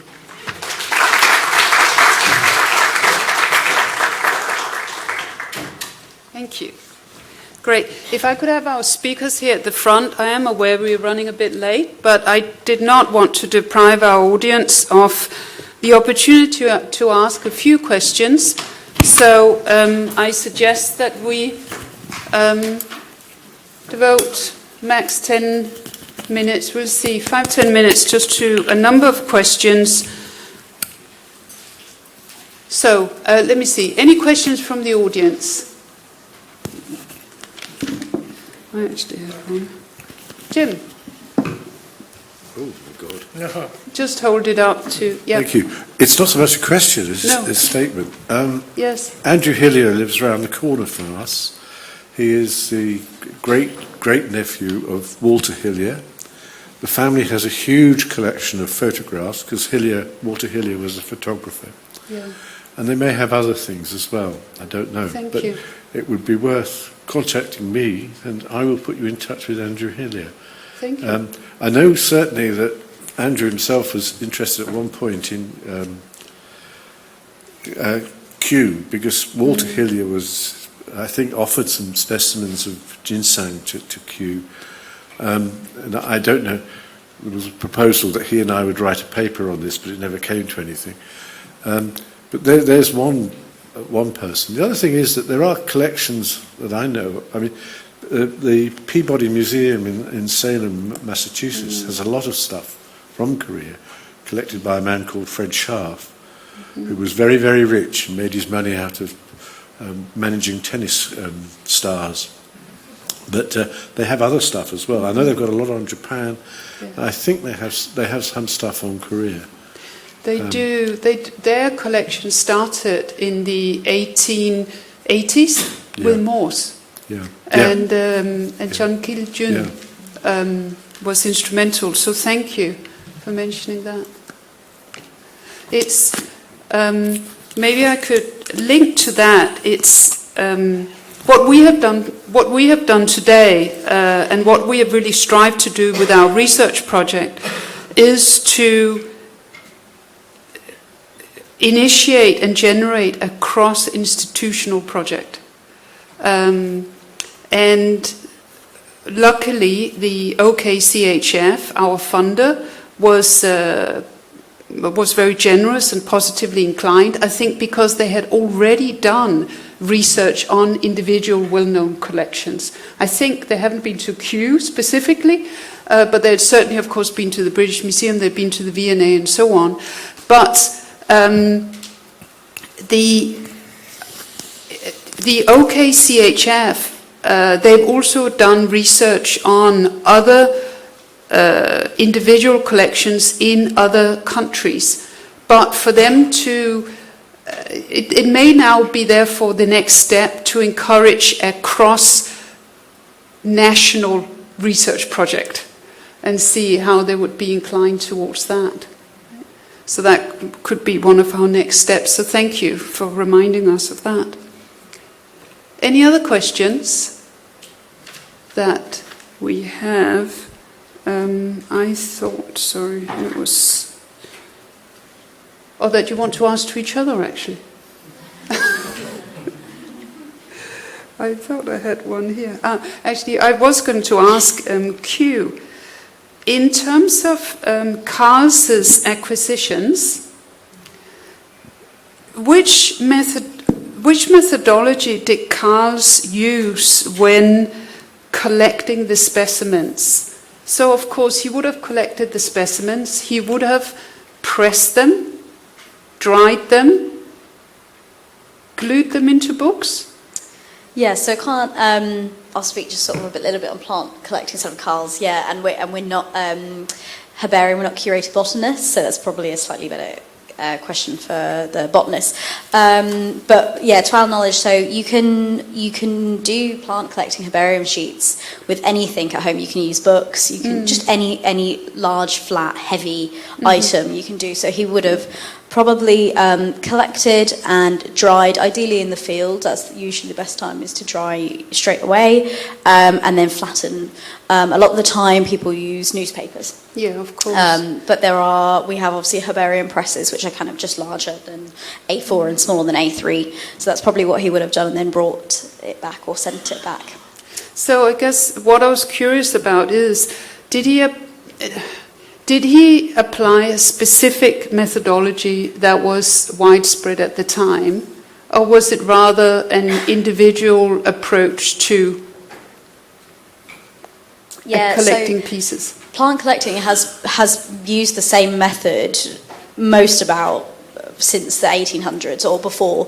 It's relatively stayed the same. So because botanists were really keen on creating sort of standardized collecting practice, which would include the entire plant, or at least as much as possible, of curating the entire plant with a label which had the botanical specimen, where it's from, a date, and the collector. So pretty much it stayed the same for hundreds of years. There are obviously different types of standards, so some recorded more than others, but usually it's pretty much stayed the same. Ethnographic material going alongside botanists was collected slightly differently. I think a lot of the time, if a botanist was going out there, it was often ethnographic was additional material. And particularly with our collection, it really focused on useful objects. So it was everyday objects, really, that I think people were collecting alongside herbarium specimens. Thank you. Just one question.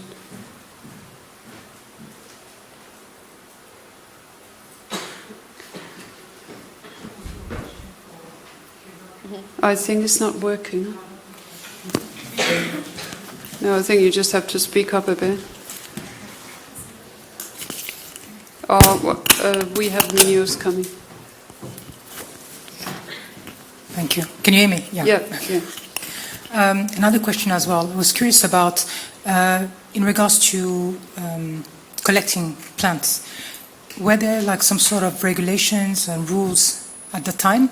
Because some plants, for example, are native to your country, and nowadays you wouldn't be able to export, plants, to different areas and things like that. So were they allowed as an individual to take the seeds of certain plants and take them or bring them here, for example, or?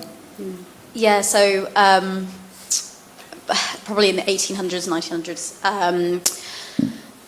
they wouldn't have had what we have today, which is the Nagoya Protocol. So there are certain rules and regulations in place where you can or can't collect from countries and what the restrictions are.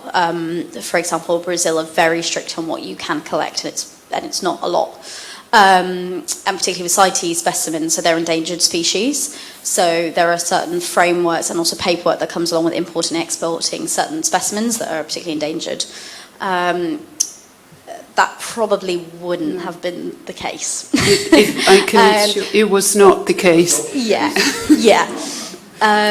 So a lot of the time they would have been at Kew probably hired by the government to go out and collect in these areas. Sometimes out of curiosity, but mostly, so our director at the time was commissioned by the government to send a lot of people out to collect different species in the sort of aim of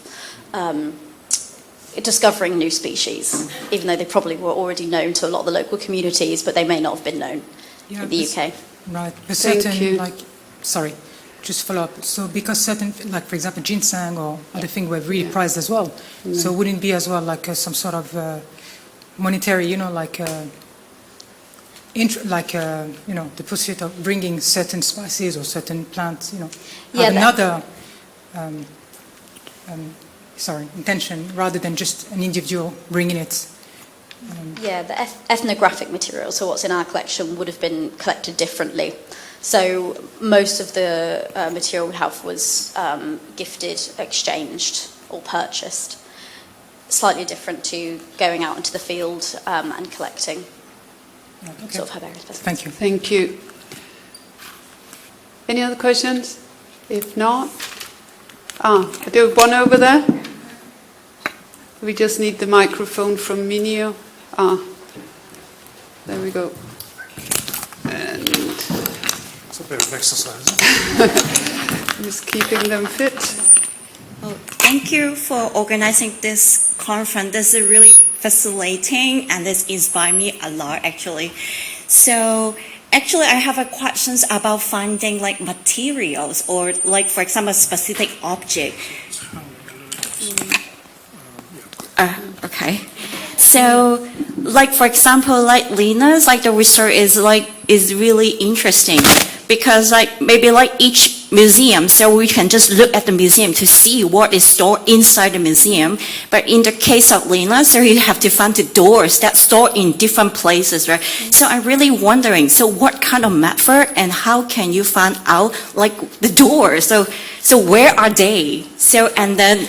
Because this is so hard because I'm also doing research for finding out the location and get permissions to look at the items in person. Actually, it's quite hard. So that's why I would like to ask like any tips or like how can you do your research? Thank you. I think, of course, this is, you can answer this in 2 hours or in, so Lina, perhaps. I'll make it short.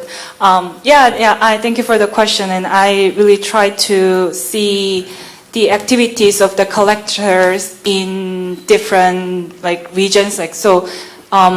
Although I did my research on the Korean collection, but I also looked at their activities in China to learn about any possible connections or motifs. And then in order to do such research, I really try to find any available information on their activities or their collections. So, for example, I've found the website with the information about the Jordan collection in Northdown Museum in Northern Ireland on their website, but there weren't many like photos or text related to their Korean collection. So I contacted the museum. I actually cold-mailed the museum and asked some questions about their Korean objects from the Jordan, and really, try to find images like text or documents like the will of a Lady Jordan to really know about how these objects probably came to the Pitt Rivers Museum at the end. Yes. Thank you. And you can see the research that Jess has initiated at Kew in turn led to further research that you were doing. So of course it's all step by step, often over long periods of time. But thank you. So thank you very much to our speakers. Thank you. And to our audience. I think today's talks have highlighted the interconnectedness between collections of Korean objects in the UK. I mean, really ranging from the British Museum to Kew all the way up to Scotland. And they've really brought attention to the links also between the individuals who, for various reasons, were in Korea. And the objects themselves, to us, of course, they offer such important insights into perceptions of Korea at the time. And it's really that in turn offers us such rich research material. So thank you, and we'll finish here. Thanks.